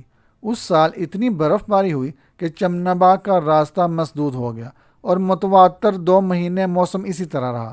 2 مہینے بعد جب میں سفر کا ارادہ کر رہا تھا تو ماتا جی کا تار ملا کہ وہ مدن اور شانتی سے ملنے کے لیے بہت مضطرب ہیں اور 1-2 دن میں ڈلہوزی پہنچنے والی ہیں۔ ان کے آتے ہی ہم دونوں نے شبھ متا کی طرف کوچ کیا۔ گو برف بند ہو چکی تھی اور موسم بھی بہت کچھ تبدیل ہو چکا تھا مگر پھر بھی راستے میں ہمیں بہت دشواریاں پیش آئیں۔ ہمارے بار برداری کے جانور بڑی مشکل سے اس راستے سے گزرے اور کئی میل تک ہم لوگوں کو برف پر چلنا پڑا۔ بدقت تمام 6 دن ہم لوگ شب متا پہنچے۔ شانتی نہایت محبت سے ہمیں ملی۔ پہاڑ کی خنک و سخت بخش آب و ہوا سے اس کا رنگ و روغن خوب نکھر گیا تھا۔ گلاب کے شاداب پھولوں کی طرح اس کے خوبصورت رخساروں کا رنگ جھلک رہا تھا۔ سمور کے سیاہ ماتمی لباس میں اس کا جوبن پھٹا پڑتا تھا۔ اس کی مداح بری آنکھیں دلوں پر بجلیاں گرا رہی تھیں۔ میں اس کے چہرے کو نظر بر کر نہ دیکھ سکا۔ زبیدہ کی صحت بھی بہت اچھی تھی۔ ملازم وغیرہ بھی خوب فربا و بشاش تھے۔ مدن تو سمور کے سوٹ میں بالکل ولایتی سیب معلوم ہوتا تھا۔ وہ اپنی چھوٹی سی برف پر چلنے والی گاڑی میں بیٹھ کر برف میں کھیلتا رہتا تھا۔ گویا شانتی کے دم سے جنگل میں منگل ہو رہا تھا۔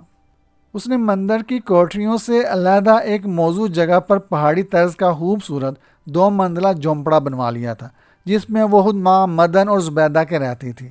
مندر کی ملحقہ کوٹڑیاں ملازم اور گودام کے لیے وقف تھی۔ اناج، گھی اور کوئلہ وغیرہ 6 مہینے کے لیے بافرات کوٹھڑیوں میں بھرا گیا تھا۔ اس کے علاوہ خشک اور تر میوہ جات کا بہت بڑا ذخیرہ اس کے پاس جمع تھا۔ ہم لوگ دن رات آتش دان کے قریب بیٹھے خدا کی نعمتوں کا لطف اٹھاتے۔ جھیل شیشے کی طرح بالکل جمی ہوئی تھی اور پہاڑ پر سے گرنے والا آبشار بھی منجمد ہو کر بلوری ستون کی طرح کھڑا تھا۔ ہر چیز پر برف کی تہ چڑھی ہوئی تھی۔ دوپہر کے وقت جب ہوا ساکن ہوتی تو ہم لوگ برف پر ایک دوسرے کے پیچھے بھاگتے اور برف کے گولے بنا کر نشانے بازی کیا کرتے۔ موسم سرما گزر گیا۔ بہار کی آمد سے ہر چیز میں زندگی کے آثار ظاہر ہونے لگے۔ کائنات کا ذرہ ذرہ چمک اٹھا۔ قدرت کی رنگینیاں پوری آب و داب سے آشکار ہو گئیں۔ ہم لوگ نہایت عیش و عشرت سے زندگی گزار رہے تھے۔ شانتی سے میری محبت ترقی پذیر تھی۔ میں اس پر دیوانہ وار فدا تھا، مگر چونکہ محبوب کی ہم نشینی حاصل تھی اور جمال سین کا نظارہ میسر تھا، اس لیے میری حرکات و سکنات سے بے قراری کا اظہار نہ ہوتا تھا۔ میری محبت بالکل خاموش تھی اور کسی کو بھی میرے متعلق اس قسم کا کوئی خیال پیدا نہ ہوا، بلکہ خود شانتی بھی اس معاملے سے بے خبر تھی۔ ان ایام میں میں نے کئی دفعہ ارادہ کیا کہ شانتی پر اپنی محبت کا اظہار کروں، مگر کوئی نہ کوئی ایسا اتفاق ہوتا کہ حرف مطلب زبان پر آ کر رک جاتا۔ ہمیں اس پرکیف زندگی میں 7 مہینے گزر گئے تو ایک دن مجھ سے ماتا جی کہنے لگی، پریم، بے شک اس دنیا کی مسرت تو خوش قسمتی ہی سے میسر ہوتی ہے، مگر پھر بھی ضروری کام اس کو چھوڑ کر کرنے پڑتے ہیں۔ میں چاہتی ہوں کہ مدن کو مت بنا کر جاگیر اس کے نام کر دوں، کیونکہ قانونی طور پر اس بات کا فیصلہ ہو جانا چاہیے اور میرے خیال میں مجھے 2 مہینے کا عرصہ وہاں لگ جائے گا۔ اگر اب میں نے جانے میں دیر کی تو پھر واپس نہ آ سکوں گی، چونکہ جاڑے کا موسم قریب ہے، پھر تو راستے بند ہو جائیں گے۔ میں چڑھے چاند کی 13 تاریخ کو یہاں سے جانے کا ارادہ رکھتی ہوں، اور مدن کا ساتھ ہے، اور خطرہ ہے کہ سفر کی تکلیف سے وہ راستے میں کہیں اداس نہ ہو جائے، اس لیے تم لدھیانہ تک مجھے چھوڑ آؤ۔ زیادہ سے زیادہ تمہیں 1 ہفتہ وہاں لگ جائے گا، پھر تم واپس آ جانا۔ میں جانا تو نہ چاہتا تھا، مگر ماتا جی کے حکم سے انکار نہ کر سکا۔ شانتی نے جب یہ خبر سنی تو وہ خاموش سی ہو گئی۔ میں نے اس کی خاموشی کو مدن کی جدائی سے منسوب کیا۔ زبیدہ بھی میرے ساتھ اپنا کچھ ضروری سامان لینے کے لیے جا رہی تھی۔ 13 تاریخ کی صبح کو ہمارا قافلہ تیار تھا۔ شانتی سب کو گلے مل کر رخصت کر رہی تھی۔ میں نوکروں سے اسباب لدوا رہا تھا۔ میری دلی آرزو تھی کہ شانتی رخصت ہوتے وقت مجھ سے اظہار محبت کا کوئی لفظ کہے۔ اسباب لد چکا تھا، مگر میں وہیں کھڑا تھا۔ جب وہ لوگ چلتے ہوئے مندر کے پچھواڑے ہو گئے تو میں موقع پا کر شانتی کی طرف گیا۔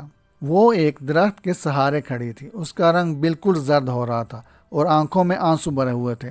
وہ مجھ سے ہاتھ ملا کر کانپتی ہوئی آواز میں کہنے لگی، کاش تم آج کی رات یہاں ٹھہر جاتے۔ میں کچھ کہنے کو ہی تھا کہ ماتا جی کی آواز سنائی دی، پریم، جلدی چلو، دیر ہو رہی ہے۔ میں نے دیکھا کہ مندر کے دوسرے موڑ پر ماتا جی کھڑی تھی۔ میں کچھ محجوب سا ہو گیا اور جلدی سے شانتی کو خدا حافظ کہہ کر ان لوگوں سے جا ملا۔ میں تمام دن خاموش رہا۔ میرا دل بہت پریشان تھا۔ میں اپنے آپ کو نفرین کرتا رہا کہ شانتی کی خواہش کے مطابق کیوں نہ آج کی رات وہیں ٹھہر گیا۔ میں نے اس سے کتنی سرد مہری کا سلوک کیا، حالانکہ وہ مجھ سے محبت کرتی ہے۔ دوران سفر میں یہی خیال میرے دماغ میں جاگزیں تھا۔ شام کے وقت ہم لوگ تارا پور پہنچے۔ سب تھکے ماندے تھے، اسی وقت بستروں میں پڑ رہے۔ میں باہر بیٹھ کر سوچنے لگا۔ شانتی کے الفاظ، کاش تم آج کی رات یہاں ٹھہر جاتے، میرے کانوں میں گونج رہے تھے۔ مجھے رہ کر خیال آتا تھا کہ اس نے مجھے صرف آج کی رات ٹھہرنے کو کہا تھا۔ شانتی نے آج کی رات کو کیوں اتنی اہمیت دی تھی؟ کیا مجھے آج کی رات اس کے ساتھ گزارنی ضروری ہے؟ ابھی تو میں اس سے صرف 15-20 میل ہی دور ہوں۔ انہی خیالات کے زیر اثر میں نے اٹھ کر چپکے سے گھوڑا کھولا اور اسے تھپ تھپا کر کہا، بچہ، آج تمہیں وفاداری کا حق ادا کرنا ہوگا۔ گھوڑا دن بھر کے سفر سے چور ہو رہا تھا، مگر میرے ان الفاظ نے اس میں نئی روح پھونک دی۔ میں سوار ہوا اور وہ ہوا سے باتیں کرنے لگا۔ 12:30 بجے کا عمل تھا جب میں شبھ متھا وادی میں داخل ہوا اور گھوڑے کو مندر کے قریب چھوڑ کر خود شانتی کے جھونپڑے کا رخ کیا۔ جھونپڑے کا دروازہ نیم وا تھا۔ میں دبے پاؤں اندر داخل ہوا۔ اندر ہر طرف خاموشی اور تاریکی تھی۔ ٹارچ کی روشنی میں نے دیکھا تو سب کمرے خالی تھے۔ شانتی کہاں گئی؟ میں بوکھلایا ہوا باہر نکل آیا اور اسے تلاش کرنے لگا۔ ماہ چہاردم پوری آب و تاب سے سوفگن تھا۔ اس کی سنہری کرنیں درختوں سے چھن چھن کر گنگا جمنی کام کر رہی تھی۔ جھیل اس وقت ایک ایسا بڑا سنہری تشت معلوم ہوتی تھی جس میں ورہائے سمیع کی بارش ہو رہی ہو۔ آبشار کی ترنم ریز صدا دل کو لبھا رہی تھی اور درخت معبود حقیقی کی اطاعت میں دستے بستہ خاموش کھڑے تھے۔ دور سے جھیل کے کنارے پر مجھے ایک سایہ دکھائی دیا۔ میں پودوں کی آڑ لیتا دبے پاؤں اس طرف گیا اور ایک گل پوش جھاڑی کے پیچھے ہو گیا۔ میں نے دیکھا کہ شانتی پہاڑی لباس پہنے ایک چھوٹی سی سمین چٹان پر بیٹھی تھی۔ اس نے اپنے امرین زلفیں عجب طرح سے گوند کر اس طرح شانوں پر چھوڑ رکھی تھی جس طرح مارے سیاہ ہوا میں لہرا رہے ہوں۔ اس مخمور آنکھوں میں کاجل کی تحریر غضب ڈال رہی تھی۔ اس کے گلابی لب مصنوعی سرخی سے بالکل انار کی کلیاں معلوم ہوتے تھے۔ اس کے ماتھے پر قشقہ تھا اور مانگ میں سندور بری ہوئی تھی۔ اس نے وہ تمام زیور جو کانسی کے سرپوش میں پڑے تھے پہن رکھے تھے اور ایک خاص قسم کی خوشبو میں بسی ہوئی تھی۔ وہ آہستہ آہستہ پہاڑی گیت گانے لگی۔ اس کی مترنم آواز آبشار کی آواز کے ساتھ مل کر وجدانی سما پیش کرنے لگی۔ گیت ختم ہو گیا تو اس نے آسمان کی طرف دیکھا اور چاند کو مخاطب کر کے کہنے لگی، اے پورنماشی کے حسین چاند، تو نے اپنی درینہ سالی میں کئی مایوس تمنا دیکھے ہوں گے، مگر سچ بتا کہ تو نے مجھ سے بھی کوئی دلفگار ہستی دیکھی ہے جس نے محبوب سے صرف ایک رات ٹھہرنے کی استدعا کی اور اس کی تمنا پائے استحقاق سے ٹھکرائی گئی۔ وہی پریم جس کی یاد مجھے ایک صدی سے تڑپا رہی ہے۔ وہ پریم جس نے ایک دفعہ مجھ سے مہر و وفا کے بڑے بڑے عہد و پیما کیے تھے، مجھ سے اس قدر بیگانہ ہے۔ اے روشن چاند، میری کتاب زندگی کا پردرد ورق تیرے مطالعہ سے گزر چکا ہے۔ تو ہی انصاف سے کہہ کہ میں کتنی بدقسمت ہوں اور میری زندگی کس قدر بے ربط ہے۔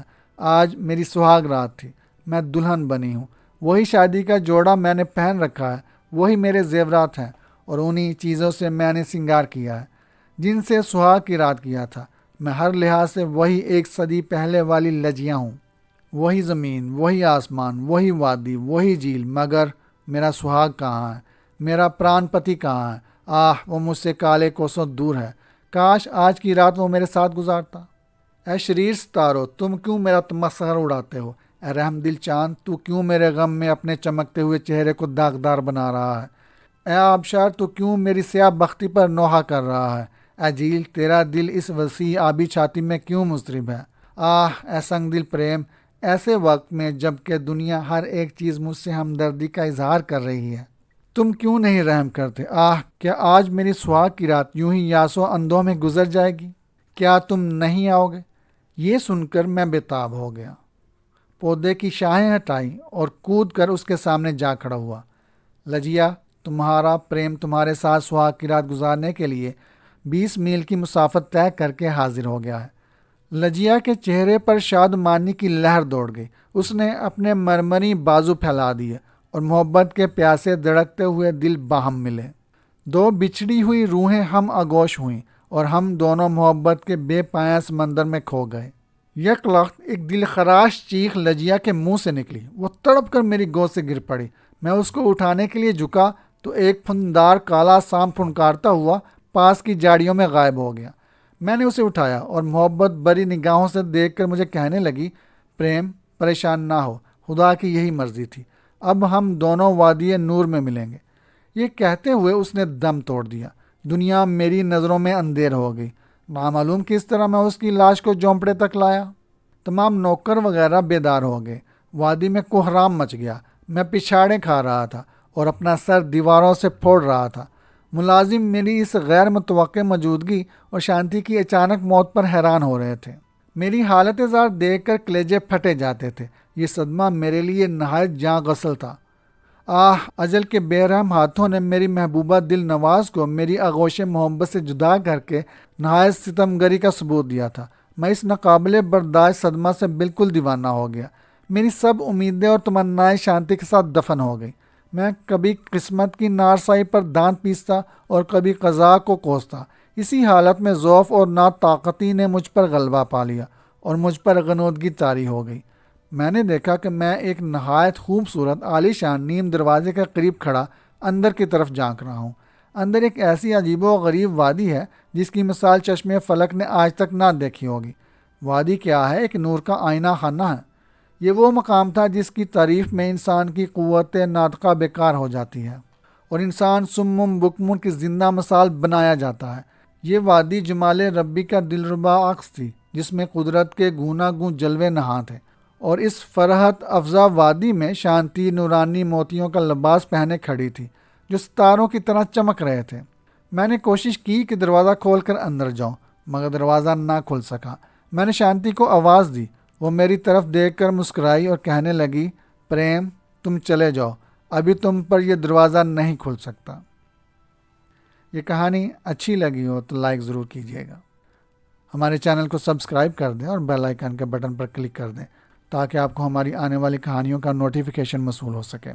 شکریہ۔